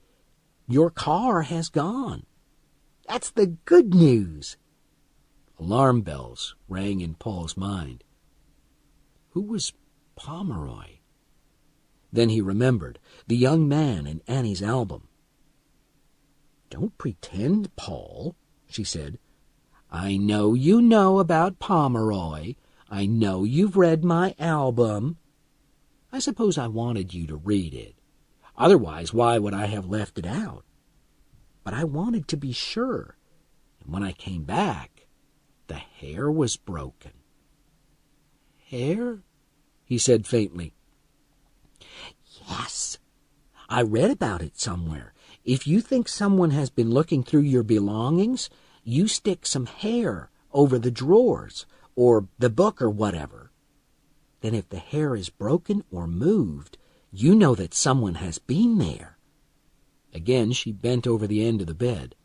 Again there were the sounds of something metal and something wooden. So I crept in this morning, she said, as quiet as a mouse. And yes, all 3 hairs were broken, so I knew you'd been looking at my album. She paused and smiled again. I wasn't surprised. I knew you had been out of the room. That's the bad news, Paul. I've known for a long, long time. He should feel angry or disappointed or something, he supposed, but the drug made it impossible. Anyway, we were talking about your car, she said. Early yesterday afternoon, I felt a lot better. I spent most of the time up there on my knees praying to God. And you know, Paul, when you pray sincerely to God, He always answers your prayers. I knew what I had to do. I put the special tires on the car for driving on ice and drove slowly down from the hills. It was very dangerous, Paul, but I felt safe in the arms of God. That's very nice, Annie, Paul tried to say, but the sounds were indistinct. That's very nice, eh? I stopped on the way down to look for your car. I knew what I would have to do if I saw it. If it was there, visible, there would be questions, and I'd be the first one they'd question because they know about my past. Actually, one of the reasons I rescued you and brought you home was that you crashed there. What do you mean? I parked there in exactly the same place when I got rid of that Pomeroy. She slapped her hand in contempt. He said he was an artist, but he was just another dirty bird. He was hitchhiking, and I picked him up. He said he was going to Sidewinder to do a job there. I let him stay here. We were lovers. She looked at Paul, challenging him to deny it. He didn't say anything, but he didn't believe her at all. Then I found out that he didn't have a job in Sidewinder. I looked at some of his drawings, and they were terrible. I could have drawn better pictures. He came in while I was looking at them, and we had an argument. He laughed at me, so I... You killed him, Paul said. She seemed uncomfortable. I guess it was something like that. I don't remember very well. I only remember him being dead. I remember giving him a bath. He looked at her and felt sick, soupy horror. He could see in his mind Pomeroy's body in the bath, with no clothes on, eyes open and staring up at the ceiling. I had to, she said. You probably don't know what the police can do with just one hair or a piece of dirt from someone's finger. You don't know. But I do, because I worked in hospitals for 10 years. I know. I know. She was making herself angry with that special Mad Annie anger which he knew so well by now. They're all out to get me, all of them. Do you think they would have listened if I'd tried to tell them about him? They'd probably say that I'd tried to kiss him, and he laughed at me, and then I killed him. And you know what, Annie? I think that just might be closer to the truth. The dirty birds around here would say anything to make trouble for me. She paused, breathing hard, and again seemed to challenge him to deny what she was saying.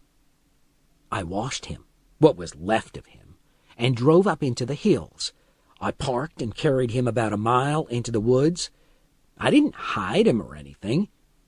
No, I knew the snow would cover him, and I thought the spring floods would take his body and clothes away. It worked even better than I'd imagined. They didn't find his body for a whole year, and 27 miles away. But your car won't go so far, Paul. It's too heavy. It'll just be stuck somewhere in the thick forest. Maybe someone will find its rusty body in 2 years' time, or in 5 years' time, when wild animals have made their home on the back seat and plants are growing through the windows. And by then, the book will be finished, and you'll be back in New York or somewhere, and I'll be living my quiet life here. Maybe we'll write to each other sometimes. She smiled at her imagination. Anyway, I was thinking, you see, your car had gone. So I knew you could stay and finish the book, and that made me happy because I love you so much. Thank you, Annie, he said. But would you want to stay? She went on. That was the question I had to ask myself, and I knew the answer. I knew the answer even before I saw that you were getting stronger and noticed those marks on the door over there and realized you had been out of the room. Then I started to look carefully, and I saw that one of the figures on my table was in a different position. That bird always flies south, Paul. The first time you went out was after we had that silly fight about the paper, wasn't it, Paul? Yes. What was the point in denying it? You wanted your pills, of course. I should have guessed, but when I'm angry, I get... You know, I certainly do know, Annie. And then 2 days later, one afternoon, when you were asleep, I tried to come into your room to give you your medicine, and the door handle wouldn't turn at first.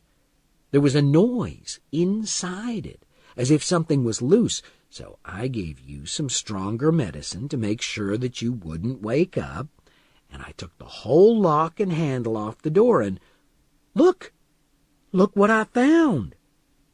She put her hand in her pocket, pulled out a broken bit of hairpin, and showed it to Paul. Then, of course, I realized what was happening, and found the marks on the door frame, too. Paul couldn't help himself. He began to laugh. He had been so stupid. Chapter 17. A Little Operation. When he quietened down, she asked, "How many times did you leave the room?" The knife. Oh, no, the knife. Twice. No, 3 times. I had to get some water yesterday. But I wasn't trying to escape, Annie. I'm writing a book. You didn't try the telephone, I suppose, or investigate the locks. No, you were such a good little boy. Of course I did. He was beginning to wish she would go away. The drug was making him partly tell the truth, but he also badly wanted to sleep. How many times did you go out? I told you 3 times. How many times? Her voice was rising. Tell the truth. I am telling the truth. 3 times. You're treating me like a fool. Annie, I swear. Oh, yes, you swear. People who tell lies love to swear. Let me tell you, Mr. Clever, I stretched hairs all over the place, upstairs, downstairs, out in the barn, and a lot of them have gone. Annie, how could I have gone upstairs? How could I have gone outside to the barn? But she didn't give him time to protest. She went straight on. So you tell me that you left the room only 3 times, Mr. Clever, and I'll tell you that you're the fool, not me. How many times? 3. Once for medicine. Yes. Once for food. Yes. And once for water. Yes, I told you. She reached into her pocket again and brought out the butcher's knife. I looked under your mattress just before I gave you the injection for your operation, and see what I found. What did she mean by operation? He was suddenly sure that she intended to use the knife on him. But you didn't get it out of the kitchen, did you? You only went for medicine, food, and water. The knife must have flown here all by itself. What kind of fool do you think I am, Paul? How many times? All right.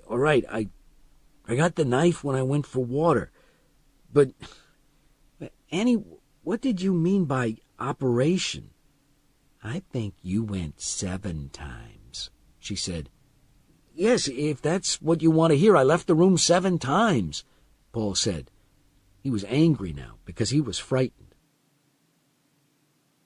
Then she started to speak softly, and he began to drift almost into sleep. Do you know what the British used to do to workers in their diamond mines who tried to escape, Paul?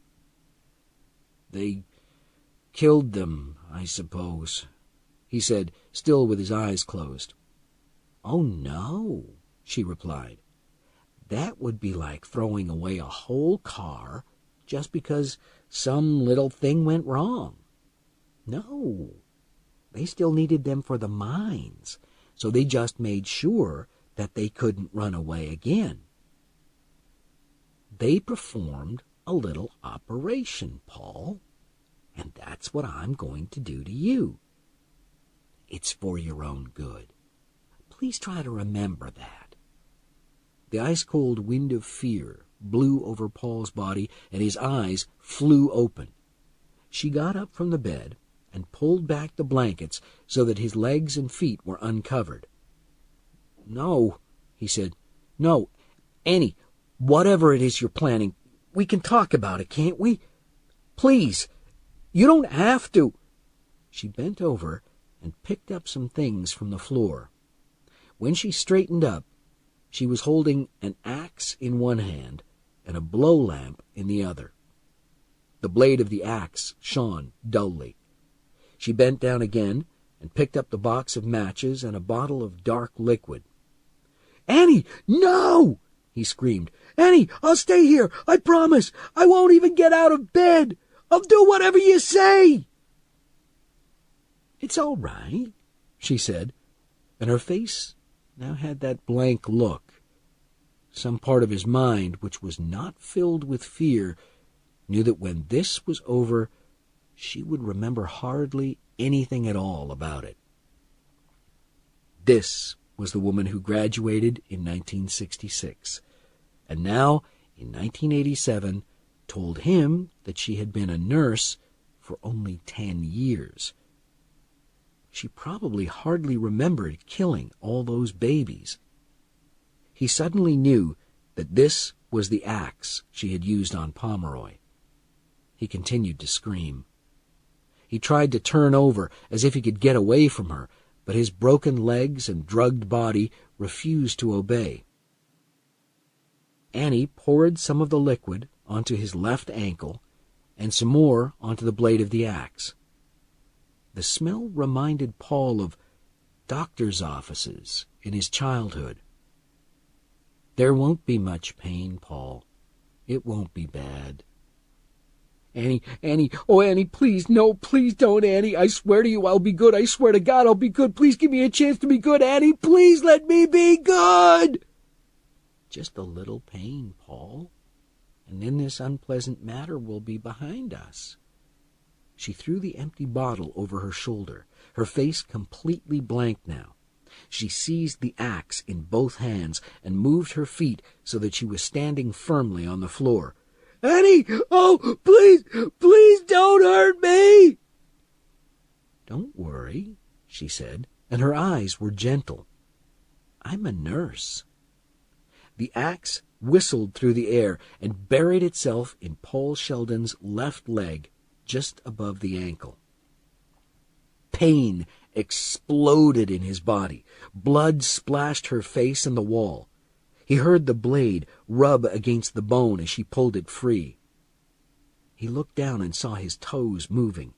Then he saw her raising the axe again. Drops of blood were falling off it. Her hair was hanging loosely around her blank, calm face. He tried to pull back in spite of the pain, but he realized that although his leg was moving, his foot wasn't. All he was doing was widening the cut, making it open like a mouth. He realized that his foot was joined to his leg by only a little flesh. And then the axe whistled down again. It cut through his leg and sank deep into the mattress. Annie pulled the axe out of the mattress and threw it onto the ground. She picked up the blow lamp and lit it with a match. There isn't time to sew all this up, she explained. You're losing blood too fast. She turned the flame onto the stump of his leg. Fresh pain seized Paul's body. Sweet-smelling smoke drifted up to his nose.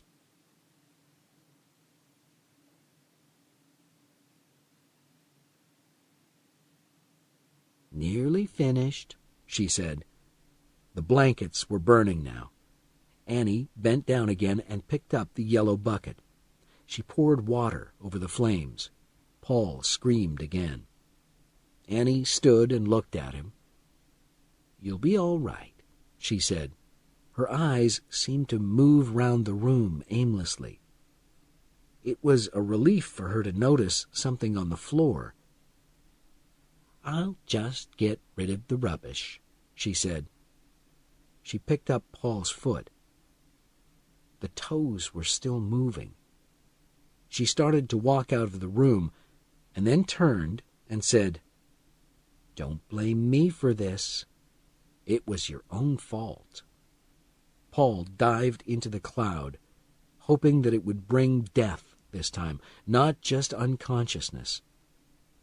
He dimly heard himself screaming and smelled his burned flesh. As his thoughts faded, he thought, Dragon Lady, kill you. Dragon Lady, kill you. Then there was nothing, except nothing. Chapter 18. Happy Birthday. Some weeks later, on the first day of summer, the old typewriter lost its T as well. Paul thought, I am going to complain.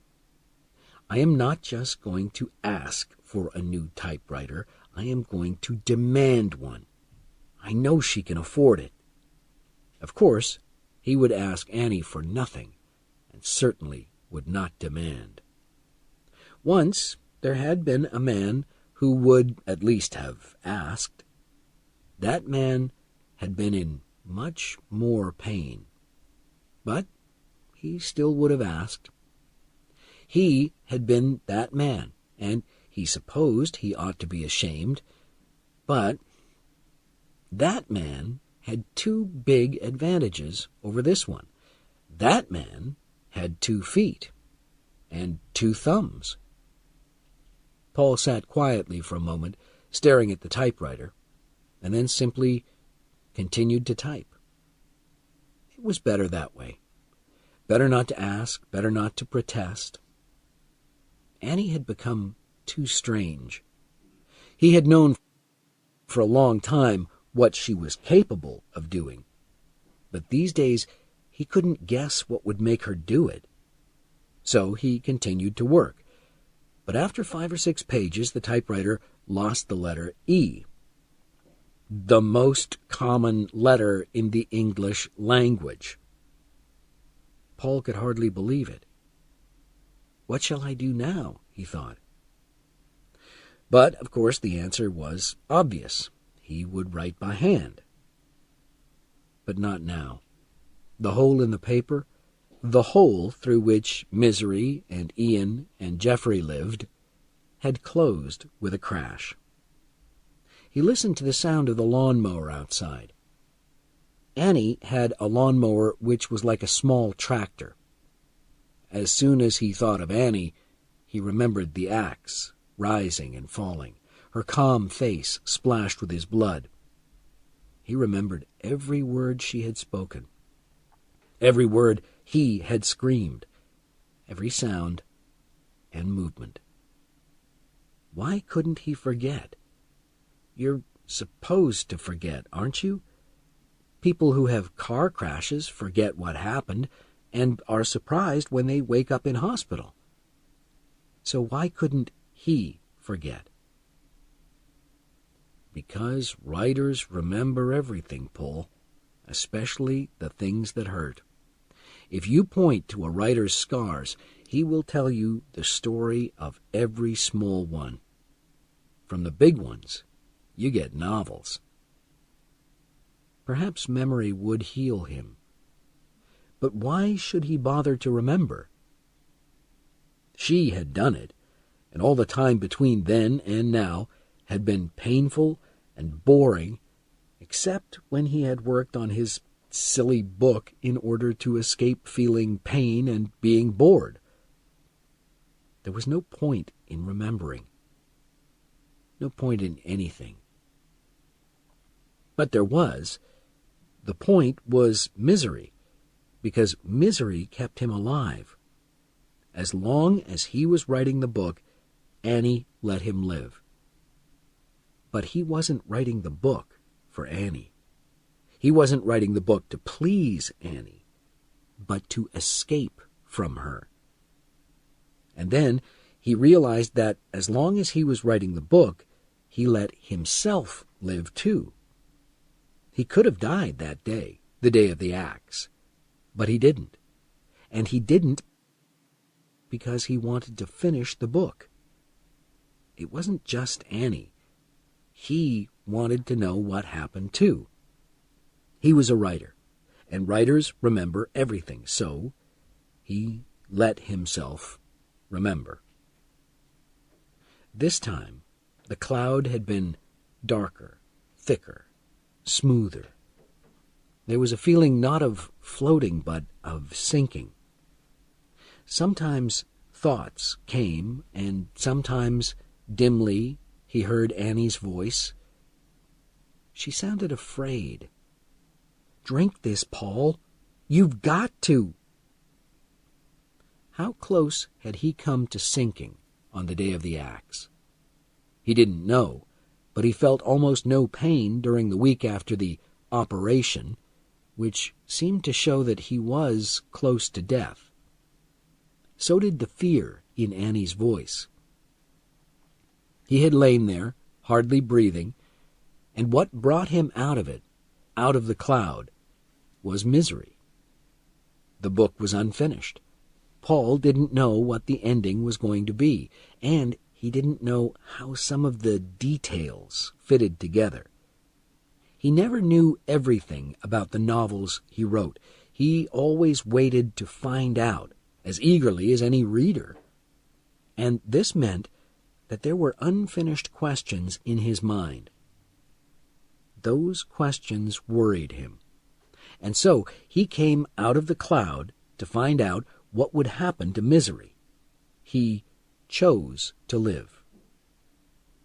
She didn't want to let him return to work, not at first. He could see in her eyes that she had been frightened and was still uncertain. She had come closer to killing him than she had intended. She was taking extraordinary care of him, changing the bandages on his stump every 8 hours, washing him down. While he was unconscious, she also filled in all the ends in the typescript. It was as if she was saying to him, "You can't think that I'm cruel to you, Paul, when I look after you so well, and even write all those ends?" He was finally able to persuade her that returning to work would help him, not harm him. And she, too, wanted urgently to know what was going to happen in the book. This was the one thing that two of them in that house shared, this crazy interest in Misery's adventures. He had always known he could write good books, books like fast cars, and that the Misery books were just a way of making money. But why had he written so many Misery books? He had plenty of money. It was, and he almost hated to admit it to himself, because they gave him something his other books did not.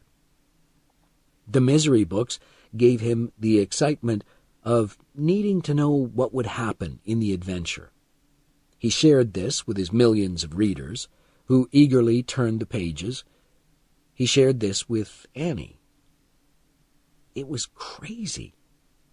He was going to die anyway. She was going to kill him. But he still had to write. It was more than just a way of escaping the cruel reality of his situation.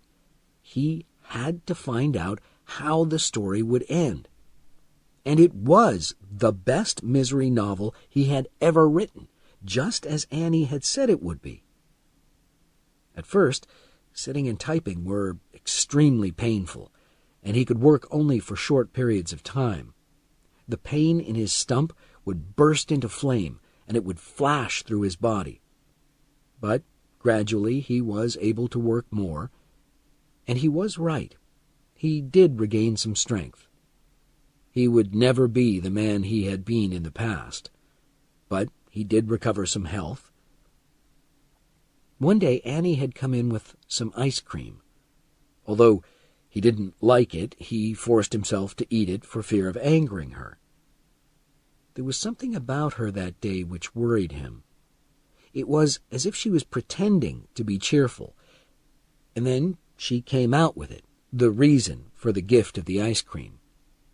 She put her spoon down, wiped her chin with the back of her hand, and said pleasantly, "Tell me the rest." Paul put his own spoon down. "I beg your pardon?" "Tell me the rest of the story. I can't wait." He ought to have guessed that this would happen. "I can't do that," he said. Her face had darkened immediately. "Why not?" "Because I'm a bad storyteller." She ate the rest of her ice cream in 5 huge mouthfuls. Paul's teeth ached just from watching her. Then she put her dish down and looked at him angrily, not as if he was the great Paul Sheldon, her hero, but as if he was someone who had dared to criticize the great Paul Sheldon. "If you're a bad storyteller, how have you written so many books? Books which have sold millions and millions of copies."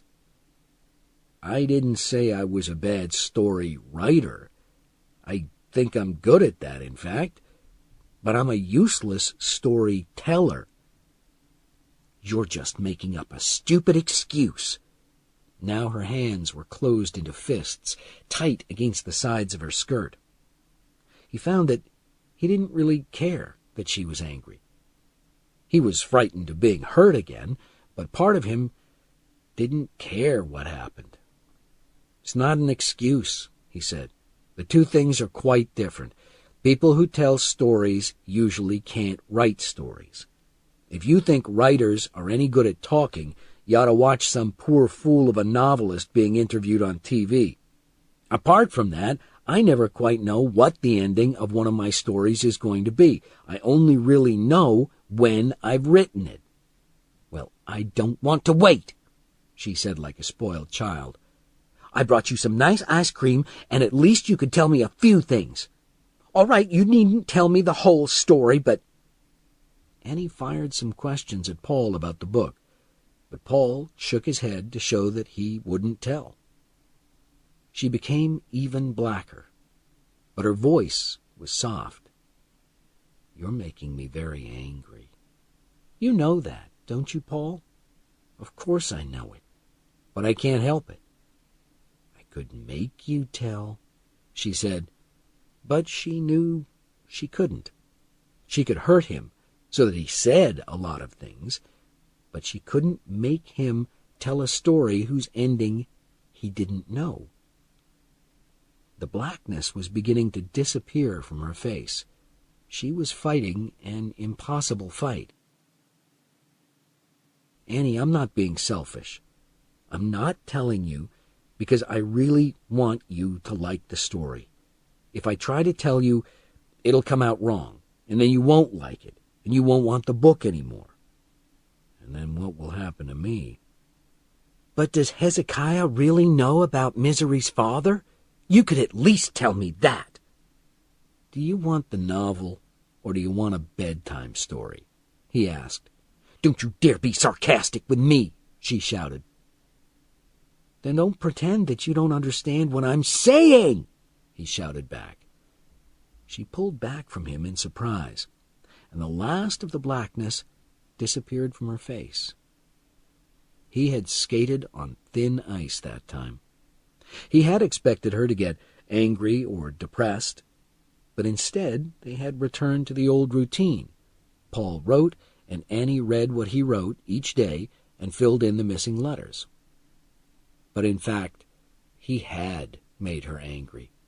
Her anger stayed just below the surface, however, so he was never aware of it, at least not until a week later, when he had complained about the typewriter, about the missing N. "Well, if it bothers you so much, I'll have to give you something to stop you thinking about that stupid N," Annie said. She left the room, and he heard her in the kitchen looking for something in the drawers. She was cursing in her peculiar way about stupid this and dirty that. 10 minutes later she came in with the syringe, the bottle of dark liquid, and an electric knife. Paul immediately began to scream. Annie tested the knife, and Paul again begged and promised to be good. He twisted and turned in his wheelchair. "Stay still," she ordered, "or I'll use this knife on your throat." He stayed still, while she poured the liquid on his thumb and on the blade of the knife. She switched the knife on and bent over him, concentrating on her work. As the blade bit into the flesh between his thumb and finger, she told him, in a voice which suggested that this was going to hurt her more than it was going to hurt him, that she loved him. She had cut his thumb off in the morning, and then that night she had hurried into his room, carrying a cake and singing "Happy Birthday to You."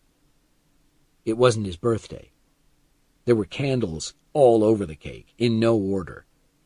There in the exact center of the cake, like an extra big candle, had been his thumb, his now gray thumb, with the nail a little rough because he sometimes chewed it when he was thinking. "If you promise to be good," she had told him, "you can have a piece of cake, but you won't have to eat any of the special candle." So he had promised to be good. And so he wasn't going to complain that the typewriter had now lost its T and its E as well. Paul was nearly asleep, sitting in his wheelchair by the window, listening to the steady sound of the lawnmower's engine and remembering. He jumped and wondered what had woken him up. At first, he didn't believe what he saw out of the window coming into Annie's farm. He thought he must really be asleep. It was a police car. Chapter 19. Another Visitor. "I won't Scream. He sat at the window, totally awake now, totally aware that the police car he was seeing was as real as his left foot had once been. Scream, you fool, scream! He wanted to, but he could hear Annie's voice saying, "Don't you dare scream." When he tried to scream, his voice dried up, and his mind was filled with pictures of the axe and the electric knife. He remembered the sounds. He remembered screaming then, but not to gain attention from anyone. He tried again to open his mouth and failed. He tried to raise his hands and failed. A faint, low sound broke out from between his lips, and his hands moved lightly on the sides of the typewriter, but that was all he could do. Nothing which had happened in the past, except perhaps for the moment when he had realized that, although his left leg was moving, his foot stayed still, was as terrible as the hell of not being able to move. In real time, it didn't last long, perhaps 5 seconds, but inside Paul Sheldon's head, it seemed to go on for years. He could escape. All he had to do was break the window and scream, help me, save me from Annie, save me from the dragon lady." But at the same time, another voice was screaming, "I'll be good, Annie. I won't scream. I promise. Don't cut off any more of me." He knew he was frightened of her, but he hadn't realized until now the extent of his fear. His mind told him that he was going to die anyway. As soon as he had finished the book, she was going to kill him. So, if he screamed, and if the policeman saw him, and if that made Annie kill him now, what was the difference? Perhaps 2 weeks of life? There's not much to lose then, and a lot to win. So, scream, Paul. Scream. What's the matter with you? Are you already dead? The policeman got out of the car. He was young, about 23 years old, and was wearing very dark glasses which completely hid his eyes and reflected the light like a mirror. He paused just 20 meters away from Paul's window and adjusted his jacket. "Scream. Don't scream. Scream and you're dead." "I'm not dead yet." "I'm not dead yet." "Scream, you coward." Paul forced his lips open, sucked air into his lungs, and closed his eyes. He had no idea what was going to come out of his mouth. Was anything going to come out? "Dragon!" Paul screamed. "Dragon lady!" Now his eyes opened wide. The policeman was looking towards the house. Paul could not see his eyes, but he seemed to have heard something. Paul looked down at the table. Next to the typewriter was a heavy glass vase, which had been empty for weeks. He seized it and threw it at the window. The glass broke and fell onto the ground outside. Paul thought it was the best sound he had ever heard. It made his tongue free. "I'm here! Help me! Watch out for the woman! She's crazy!" The policeman looked straight at Paul. His mouth dropped open. He reached into his pocket and brought out something which could only be a picture. He looked at it and then walked a few steps closer. Then he spoke the only 4 words Paul ever heard him say. The last 4 words anyone ever heard him say. After that, he would make a few sounds, but no real words. "Oh, God!" the policeman exclaimed. "It's you!" Paul had been staring at the policeman, so he didn't see Annie until it was too late. She was still riding the lawnmower, so that she seemed to be half human, half something else. For a moment, Paul's mind saw her as an actual dragon. Her face was pulled into an expression of extreme hatred and anger. In one hand, she was carrying a wooden cross. The cross had marked the grave of one of the cows that had died while Annie was away in her laughing place. When the ground had become soft in the spring, Paul had watched Annie burying the rotten cows. It had taken her most of the day to dig the holes in the ground. Then she dragged the bodies out of the barn with her car and dropped them into the holes. After she had filled the holes in again, she solemnly planted crosses on the piles of earth and said some prayers. Now she was riding towards the policeman with the sharp end of the cross pointing towards his back. "Behind you! Look out!" Paul shouted. He knew that it was too late, but he shouted anyway. With a thin cry, Annie stabbed the cross into the policeman's back. "Hey!" said the policeman, and took a few steps forward. He bent his back and reached both hands over his shoulder. He looked to Paul like a man who was trying to scratch his back. In the meantime, Annie got off the lawnmower and stood watching the policeman. Now she rushed forward and pulled the cross out of his back. He turned towards her, reaching for his gun, and she drove the cross into his stomach. "Oh!" said the policeman this time, and fell onto his knees, holding his stomach. Annie pulled the cross free again and drove it into the policeman's back between his shoulders. The first 2 blows had perhaps not gone deep enough to kill him, but this time the wooden post went at least 5 centimeters into the kneeling policeman's back. He fell face down onto the ground. "There!" Annie cried, standing over the man and pulling the cross out again. "How do you like that, you dirty bird?" "Annie, stop it!"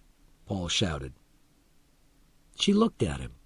Her dark eyes shone like coins, and she was grinning the grin of the madman who has stopped controlling himself at all. Then she looked down at the policeman again. "There!" she cried, and stabbed the cross into his back again, and then into his neck, and then into his thigh, and his hand, and into his back again. She screamed, "There!" every time she brought the cross down. At last the cross broke. Annie threw the bloody and broken cross away as if it no longer interested her, and walked away from the policeman's body. Paul was sure that she would come and kill him next. At least, if she did intend to hurt him, he hoped that she would kill him rather than cut any more pieces off his body. Then he saw the policeman move. He was still alive. The policeman raised his head off the ground. His glasses had fallen off, and Paul could see his eyes. He was very young and hurt and frightened. He managed to get up onto his hands and knees, but then he fell forward. He got up again and began to crawl towards his car. He got about half of the way when he fell over. He struggled up again. Paul could see the bloody marks spreading on his uniform. Suddenly the sound of the lawnmower was louder. "Look out!" Paul screamed. "She's coming back!" The policeman turned his head with a look of alarm on his face. He reached for his gun. "That's right," thought Paul. He got his gun out. "Shoot her!" Paul screamed. But instead of shooting her, the policeman's wounded hand dropped the gun. He reached out his hand for it. Annie pulled the wheel of the lawnmower tractor around and ran over the reaching hand and arm.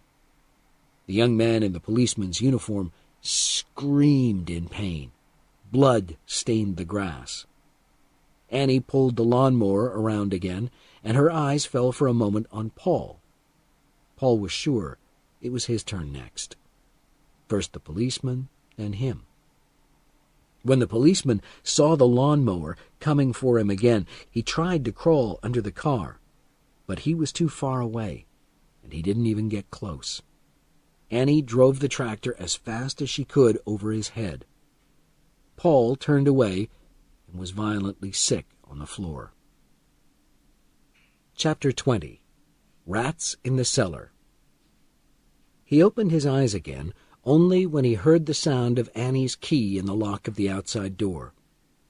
The door to his room was open, and he watched her coming down the hall in her boots and her man's shirt, which was splashed with blood.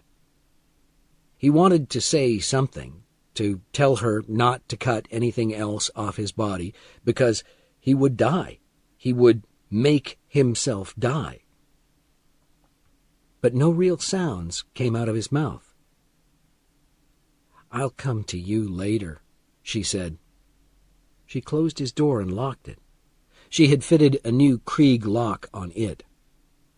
He turned his head and looked dully out of the window. He could see only the lower half of the policeman's body, since his head was still under the lawnmower. The lawnmower was nearly on its side up against the police car. It was supposed to cut grass, not people's heads, so it had fallen over. But the accident had unfortunately not hurt Annie. Paul felt terribly sorry for the young man, but was surprised to find another feeling mixed in with the sorrow. He recognized the feeling as envy. The policeman would never go home to his wife and children if he had them, but he had escaped Annie Wilkes. Annie came round the corner of the house. She grabbed the policeman's bloody hand and pulled him down to the barn.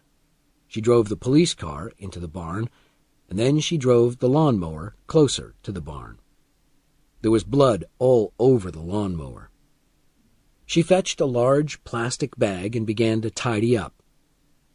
She whistled while she picked up pieces of uniform, the gun, and the broken cross, and her face was calm and clear. She took the bag to the barn doors and threw it inside. She came back to the front of the house and stopped outside Paul's window. She picked up the vase and passed it to him politely through the broken window. "Here you are, Paul," she said. "I'll clean up the little pieces of glass later." For a second he thought of bringing the heavy vase down onto the back of her head as she bent over. But then he thought what she would do to him if he failed to kill her, and the vase was not heavy enough for him to be sure that he would kill her with it. She looked up at him through the hole in the window. "I didn't kill him, you know," she said. "You killed him. If you had kept your mouth shut, he would have left here safely. He'd be alive now, and there would be none of this horrible mess to clean up." "Yes," said Paul. "And what about me?" "I don't know what you mean." "He had my picture," Paul said. "You picked it up just now and put it in your pocket. You know what that means. If a policeman had my picture, then my car has been found. They're looking for me, Annie, and you know it. Why do you think the policeman was here?" "I don't know what you're talking about," said Annie. But Paul could see from her face that she did. The usual madness was there, but something else. Pure evil was there, too. "And I don't have time to talk about it now," she went on. "Can't you see I'm busy?" By the evening she had finished cleaning up. There was no sign of blood anywhere outside.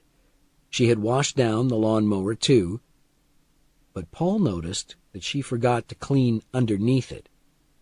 She often seemed to forget things if they were not directly in front of her face.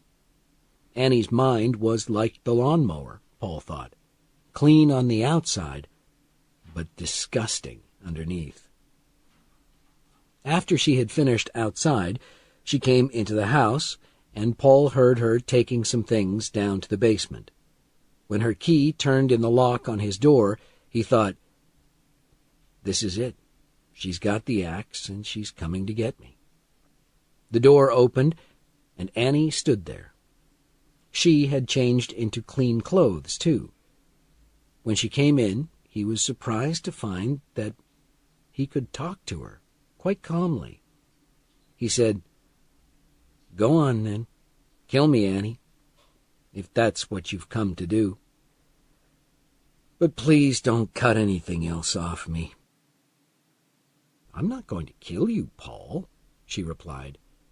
"I should kill you, but with a little luck I won't have to." She pushed him in his wheelchair across the room and down the hall. She opened the kitchen door and rolled him into there. The door to the cellar was open, and he could smell the damp. She pushed the wheelchair to the edge of the stairs down to the cellar. Spiders down there, he thought. Mice down there. Rats down there. "No, Annie," he said. "I'm not going down there." "Yes, you are," she said. "The only question is, are you going down there on my back, or shall I just let you fall out of the wheelchair down those stairs? I'll give you 5 seconds to decide." "On your back," he said straight away. "Very sensible," she said. She stood on the stairs in front of him so that he could put his arms round her neck. "Don't do anything stupid, Paul. Don't try to choke me. I'm very strong, as you know. I'll throw you to the ground and you'll break your back." She lifted him easily out of his chair. His twisted, ugly legs hung down at her sides. She had taken the splints off some weeks ago.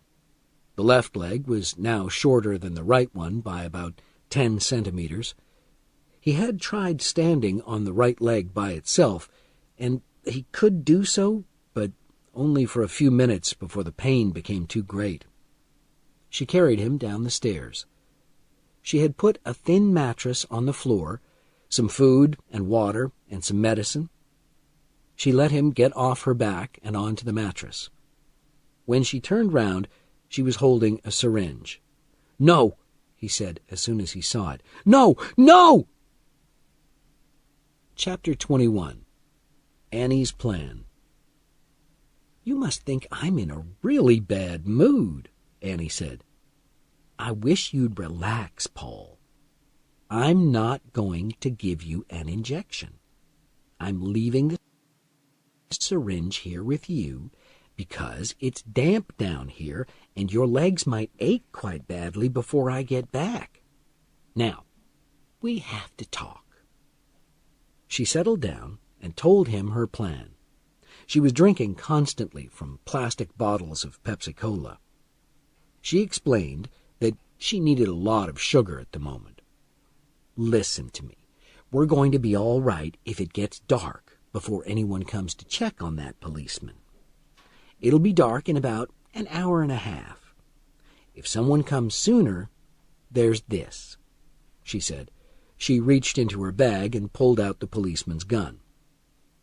"First, I kill whoever comes, then you, then me."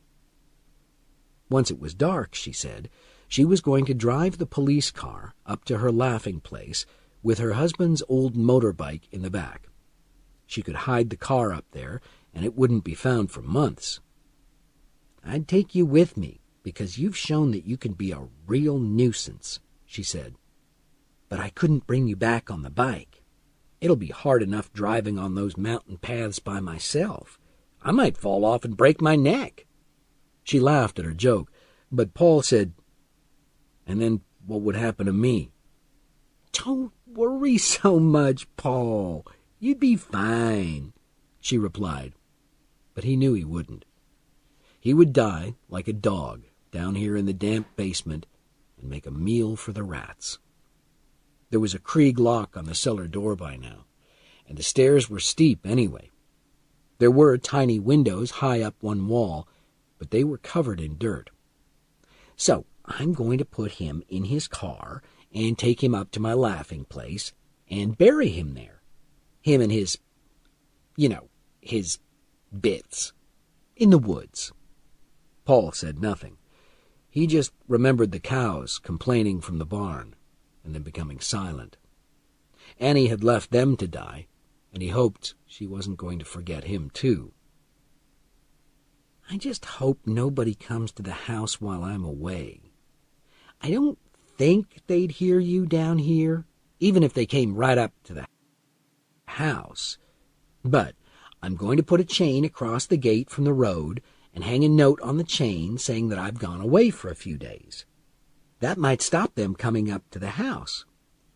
Annie was not taking any chances, Paul realized. She was playing Can You in real life, while he could only play it when he was writing books.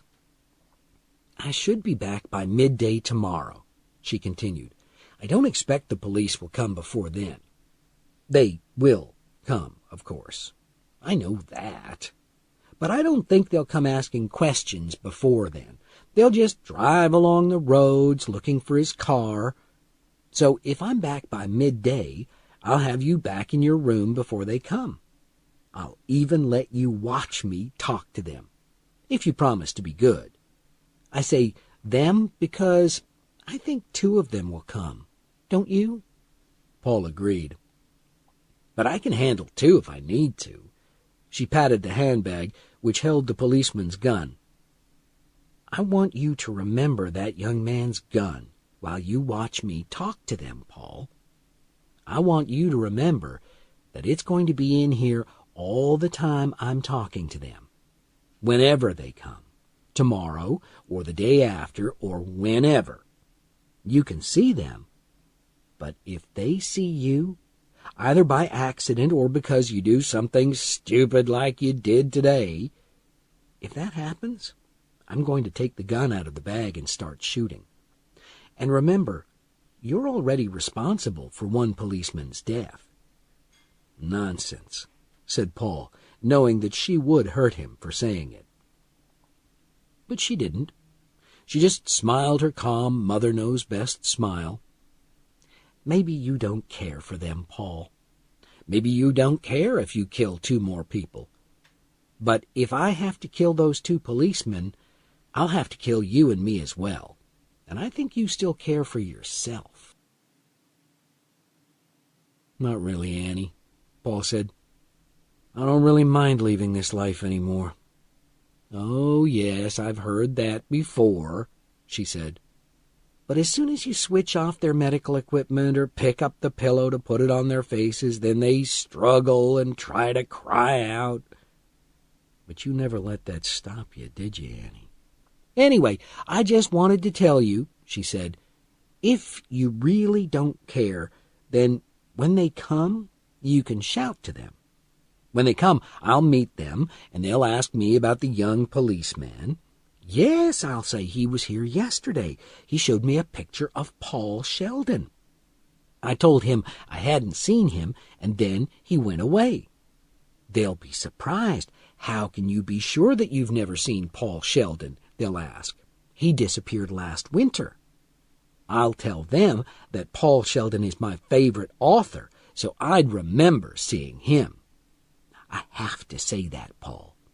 Do you remember? He remembered. He remembered a photograph in her album. In the picture, Annie was sitting in prison while she was waiting for the jury to return to court and pronounce her guilty or innocent. Under the picture was written, "Miserable? Not the dragon lady." Annie sits quietly and reads while she waits for the jury.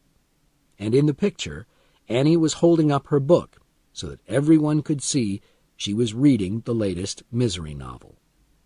So, Annie went on, I'll say that the young policeman wrote all this down in his book and said thank you. I'll say that I invited him in for a cup of coffee. He refused, but he accepted a bottle of cold Pepsi because the day was so hot. She held up an empty bottle of Pepsi. I'm going to stop and throw this in a ditch 3 or 4 kilometers up the road, she said. But first, I'll put his fingers all over it, of course. She smiled at him. a dry smile with no humor in it. They'll find the bottle, and then they'll know that he went past my house. Or they'll think they know, which is just as good, isn't it? They'll search for him for a while, but then they'll come back. Oh, yes, they'll come back, because I'm the dragon lady. I'm the only crazy one in the area. So they'll come back, and they'll come into the house this time. But they'll believe me at first. That's the point. So we'll have some time, Paul, maybe as much as a week. She looked at him coolly. You're going to have to write faster, Paul. Chapter 22. A Sudden Idea. Darkness fell and no police came. Annie spent the time putting new glass in Paul's window and picking up the broken pieces so that when they came, they would see nothing suspicious. Unless they look under the lawnmower, thought Paul. But why would they do that? Before she left, Paul asked her to bring him some paper so that he could continue writing the book while she was away. He needed the drug of writing. She shook her head regretfully. I can't do that, Paul. I'd have to leave the light on down here, and someone might see the light through the windows, and if I gave you a torch or a candle, you might try to shine it through the windows. He thought of being left alone down here, in the cellar, in the dark, and his skin felt cold. He thought of the rats hiding in their holes in the walls, waiting for darkness so that they could come out. He wondered whether they could smell his fear. Don't leave me in the dark, Annie. The rats. I have to. Don't be such a baby. I've got to go now.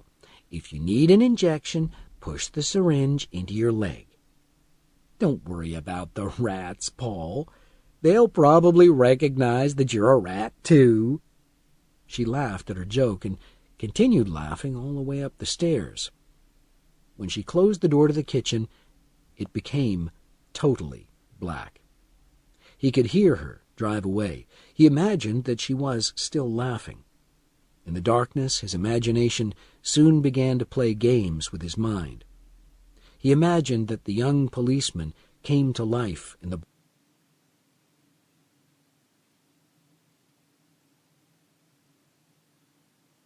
barn and crawled up to the house. He imagined that he came through the wall into the cellar. He felt one of the policeman's cold, dead fingers touch his cheek. But it was only a large spider, and Paul realized that he had been dreaming. His legs were painful now, and he gave himself an injection. Then he fell properly asleep, and when he woke up, the dull light of early morning was filling the cellar. He saw a huge rat sitting in the plate of food which Annie had left, eating cheese. He screamed, and the rat ran away. He took some Novril and looked round the cellar. He saw the barbecue stove with all its tools and equipment, and remembered burning fast cars. And suddenly, an idea burst into his mind like a bright light. He looked at the idea from all directions, and it still seemed sweet. At last, he had a plan which might be successful. He fell asleep again with a smile on his face, dreaming about the next pages he would write. Annie came back in the middle of the afternoon. She was silent, but seemed tired rather than depressed. Paul asked her if everything had gone all right, and she nodded. "Do you want another injection, Paul?" she asked. "Your legs must be hurting a lot by now." It was true. The damp had made his legs hurt terribly, but he wanted her out of the cellar as quickly as possible, so he told her he was okay. When he got onto her back for the ride up the stairs, he had to bite his lips to stop himself shouting in pain. At the bottom of the stairs, she paused, and he hoped, prayed, that she would not notice the missing can of barbecue fuel. He had pushed it down the back of his trousers. She didn't seem to notice anything. When he was back in his room, he said, I think I would like that injection now, Annie." She looked at his face, which was covered in sweat from the pain, and then nodded. As soon as she left the room to fetch the medicine, he pushed the small, flat fuel can under the mattress. He hadn't hidden anything there since the knife, so he didn't expect her suddenly to look there. Anyway, he wasn't planning to leave it there for long. After she had given him the injection, she said she was going to sleep. "If a car comes, I'll hear it," she said. "I'll leave your wheelchair next to your bed so that you can get up and work if you want to." "I probably will later," he said. "There isn't much time now, is there, Annie?" "No, there isn't, Paul. I'm glad you understand that." "Annie," he said innocently, "since I'm getting to the end of the book, I wonder if you'd do something for me." "What?" "Please, don't read any more. When I've finished it all, then you can read all the last chapters. Will you do that? It'll make it more exciting for you." "Yes. Thank you, Paul. Yes, I'll do that." 4 hours later, she was still asleep. He had heard her go to bed upstairs at 4 o'clock, and had heard nothing since then. He felt safe. He got into his wheelchair as quietly as possible and rolled himself over to his table by the window. Not long ago he had discovered a loose board in the floor. Under the board was a narrow space. The space was just big enough for the can of fuel. Paul sighed in relief when the board was back in position. He gently blew the dust back over the board so that it looked the same as all the surrounding boards. He wrote some pages of the book and then went back to bed and slept peacefully. Chapter 23. More Visitors. Next day the police came. Paul heard the car, and then heard Annie running down the corridor to his room. He put the pencil carefully down on the paper he was covering in his untidy handwriting. Annie ran into the room. "Get out of sight!" Her face was tight. She already had the bag with the gun around her shoulder. "Get out of—" She paused and saw that he had already rolled the wheelchair away from the window. "Are you going to be good, Paul?" "Yes," he said. Her eyes searched his face. "I'm going to trust you," she said. She left the room and went outside to meet the policeman. Paul moved so that he could see out of the window without being seen himself. The policeman who had come 3 days ago had been hardly more than a child. These two were completely different. One was in uniform, and one was a detective. Both were old and experienced. The detective looked tired, but his eyes were watching everything. The other policeman was large and obviously extremely strong. They got out of the car and stood close to Annie while they asked her some questions, which Paul could not hear. He thought about breaking the window again, but 2 things stopped him. First, the detective had his coat buttoned, so he would not be able to get his gun quickly. If he had noticed that, then Annie certainly had too. She would shoot the other policeman first, and then the detective. The second thing that stopped him was his desire for revenge. The police would only put Annie in prison. He himself could hurt her, and he wanted to do that. The big policeman pointed towards the house, and Annie led them in through the kitchen door. Paul could now hear the conversation. The policemen were asking her about Officer Kushner, which was the young man's name, and Annie was telling them her story. She sounded very calm, but Paul thought he noticed some signs of suspicion in the policemen's voices. They left, and Annie came into Paul's room. She stared at him for a full minute. "Why didn't you shout?" she asked. She couldn't understand it. In her world, everyone was against her, so why hadn't he shouted? "Because I want to finish the book," he said. "Because I want to finish it for you, Annie." She looked at him uncertainly, wanting to believe. Finally, she did believe him. It was the truth, anyway. 3 days later, the local TV news program sent a crew to Annie's farm. Annie refused to let them onto her land and fired a shot into the air to warn them off. Afterwards, she said, "You know what they want, Paul? This is what they want." She scratched her forehead viciously with her fingernails so that blood flowed down her face. "Annie, stop it! This is what they want, too." She hit herself on the cheek. "And this!" She hit her other cheek, hard. "Stop it!" he screamed. "It's what they want!" She screamed back. She pressed her hands against the wounds on her forehead and then held her hands out to him so that he could see the blood.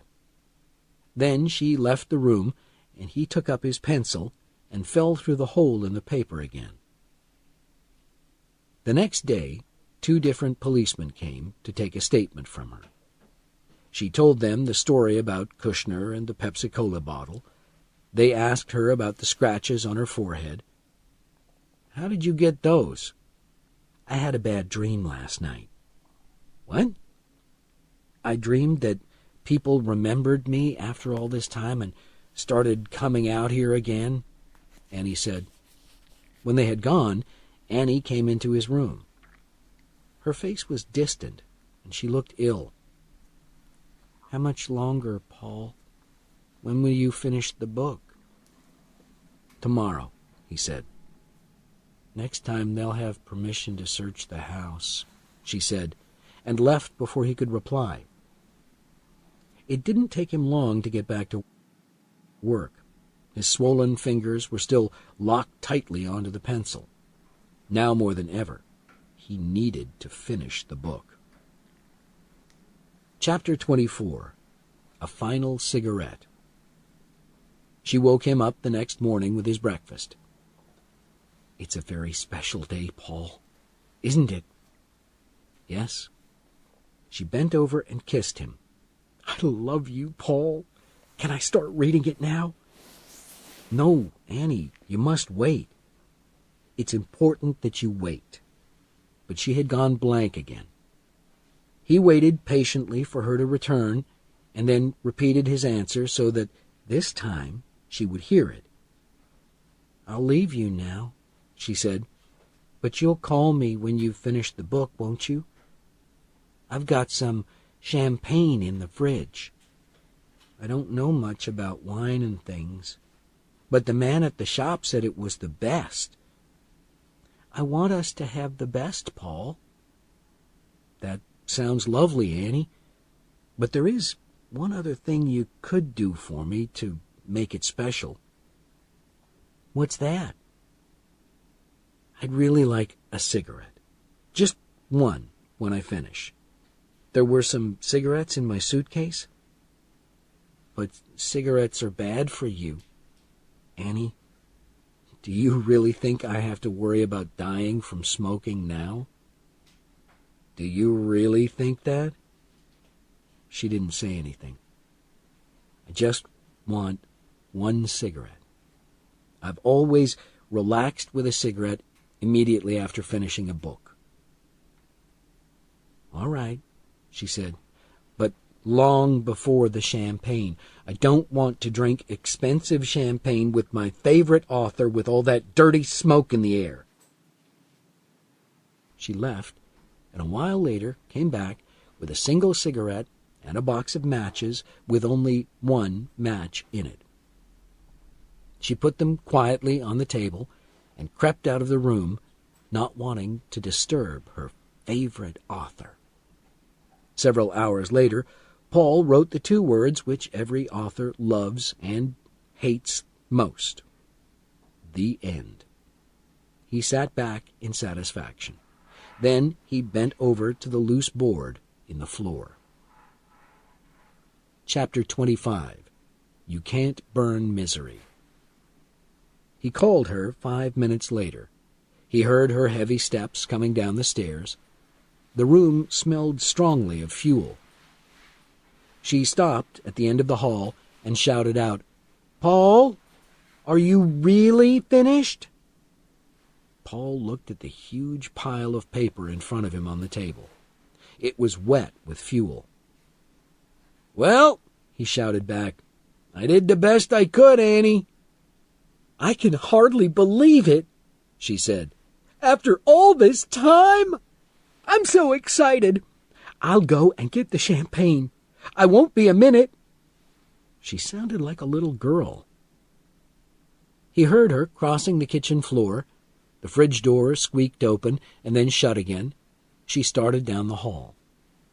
He reached for the box of matches and took out the single match. He scratched it against the side, but it didn't light. She was nearly at his door. The third time, the match lit, and he watched the yellow flame carefully. "I just hope this—" She stopped. Paul was holding the burning match just above the pile of paper. Paul had turned the top page around so that Annie could see it when she came into the room. Misery's Return by Paul Sheldon. Annie's mouth dropped open. "Paul, what are you doing?" "I've finished," he said, "and it's good. In fact, Annie, I think it's the best thing I've ever written. Now, I'm going to do a little trick with it. It's a good trick. I learned it from you." "Paul, no!" Her voice was full of pain and understanding. Her hands reached out and she dropped the champagne bottle and the glasses onto the floor. They broke. There were pieces of glass and champagne everywhere. "It's a pity that you'll never read it," Paul said, and smiled at her. It was his first real smile for months. "Actually, I think it's better than a good novel. I think it was a great novel, Annie." The match was starting to burn his fingers. He dropped it onto the pile of paper. For one awful moment, he thought it had gone out. But then pale blue fire rushed across the top page and down the sides of the typescript. The flames grew taller and stronger when they met the little pools of fuel which lay on the table on both sides of the typescript. "Oh, God, no!" Annie screamed. "No, not Misery! Not her, no!" Paul could now feel the heat of the flames on his face. "Paul, what are you doing? You can't burn Misery! You dirty bird, you!" And then she did exactly what he had known she would do. She seized the burning pile of paper. Then she turned round, intending to run to the bathroom with it and put it under the tap. As soon as she turned her back on Paul, he picked up the heavy old typewriter and lifted it over his head. The side of the typewriter was hot, and blisters sprang up on his hand.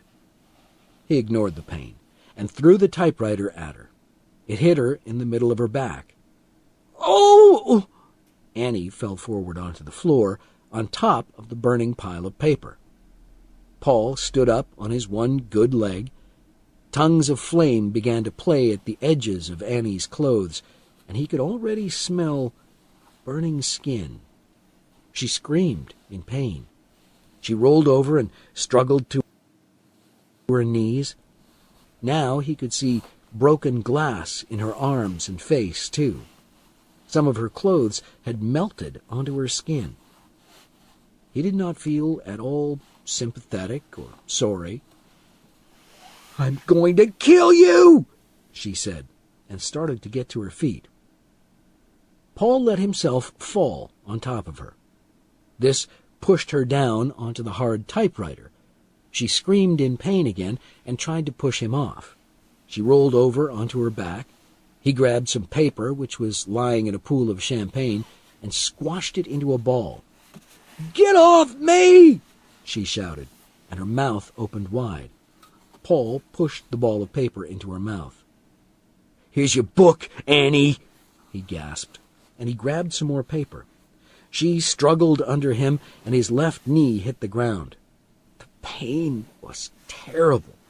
but he kept his position on top of her and fiercely punched more paper into her mouth, and more until the first balls of paper were deep in her throat, making it impossible for her to breathe. She fought back with all her strength and managed to push him off her. Her hands reached for her swollen throat. There was little left of her clothes at the front of her body, and he could see that her flesh was red and covered with blisters. Milk, Annie said.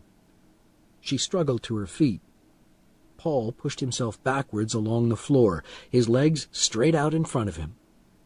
He watched her carefully. She took one step towards him, choking on the paper. Drops of champagne from the paper ran down her chin. Her eyes looked at him with a question. "Paul, what happened? I was bringing you champagne. Why did you do this to me?" She took another step and fell over the typewriter again. Her head hit the wall hard as she fell down, and she landed heavily on the ground like a loose sack of bricks. Chapter 26. Annie Everywhere. Annie Everywhere. Annie had fallen on the main pile of burning paper. Her body had stopped it burning. Paul crawled towards his wheelchair. He had strained his back. There were blisters all over his right hand. His head ached, and his stomach rolled with the sick, sweet smell of burned flesh. But he was free. The dragon lady was dead, and he was free. He was halfway to his wheelchair when Annie opened her eyes. Paul watched, unbelieving, while she got slowly to her knees. Perhaps she could not be killed. Her eyes were staring and horrible. A huge wound, pink red, showed through her hair on the left side of her head. Blood poured down her face. "Bird!" Annie cried through her throat full of paper. She began to crawl towards him. Paul turned away from her and started to crawl for the door. He could hear her behind him. He started across the broken glass, and then he felt her hand close around the stump of his left ankle. He screamed. "Dirt!" Annie cried. Paul looked round to see whether she had spat out the paper, but she hadn't, and her face was starting to turn purple. It was easy for him to pull his leg out of her grasp, because there was no foot for her to hold on to. But she reached out again and seized him higher up the leg. Some broken glass stabbed into his elbow as he continued trying to crawl away. "Oh, go! Ooh!" He turned again, and now her face was nearly black.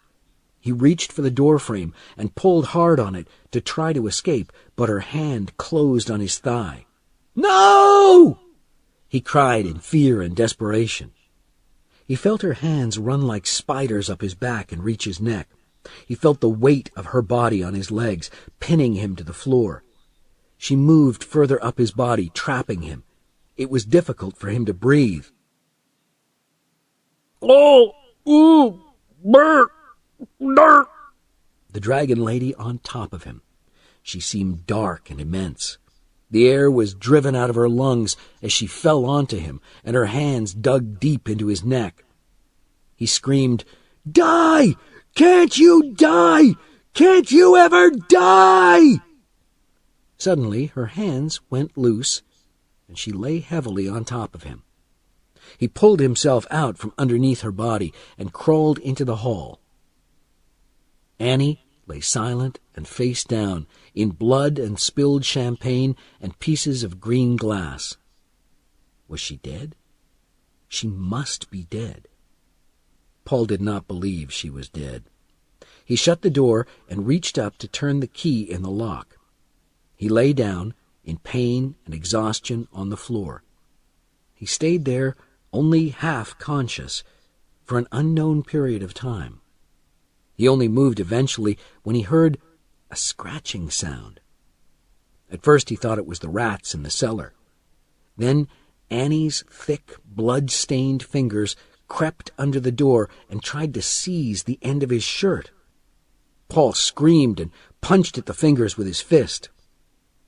The fingers did not disappear back under the door, but at least they lay still. Paul crawled further down the hall towards the bathroom. He was in terrible pain now, from his legs, his back, and his burned hand. As soon as he was inside, he found the packets of Novril and swallowed 3 tablets. He sat with his back against the door and slept. When he woke up, it was dark. He listened carefully for any noises outside in the corridor. The more he listened, the more he seemed to hear slight noises. "This is crazy," he told himself.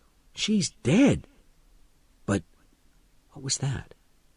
Was that a light footstep in the hall? And she is in a locked room. She could have escaped through the window. "Paul, she's dead." Paul had a problem. He needed to check on something. He wanted to make sure that the typescript was safe, the real typescript. What Annie had seen and tried to save was just a pile of blank pages and old uncorrected pages which he had collected. He had put the title page on the top so that Annie would believe it was the book, but the real typescript was in his room under the bed. He wanted it safe. He wanted people to read it. He knew it was the best book he had written. That was the problem. Did he have the courage to go back into the room to get the typescript?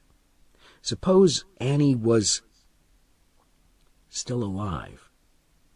He crawled slowly down the hall towards his room. In the shadows, he imagined Annie everywhere, waiting for him in the sitting room or further down the corridor. The boards on the floor made a noise behind him, and he turned round. Nothing. This time. Outside, a car door shut, and he heard a man's voice say, "God, look at this, will you?" "In here!" he screamed. "In here! I'm in here!" It was the 2 policemen from the day before. When they managed to understand what Paul was saying, they looked in his room. Paul stayed in the corridor. They came out again, and the detective said, "There's no one there. There's a hell of a mess, blood and wine and stuff, and the window's broken, but there's no woman in there." Paul was still screaming when he fainted. They told him later that they found her in the barn. She was dead, but she was grasping the axe tightly in her hands and was on her way back towards the house. Chapter 27. Misery's Return. Paul's legs slowly recovered in hospital, and the doctors made him an excellent left foot. Misery's Return sold millions of copies. But Paul still sees Annie Wilkes waiting for him in corners, in shadows on the streets, in every woman who ever tells him that he is her favorite author.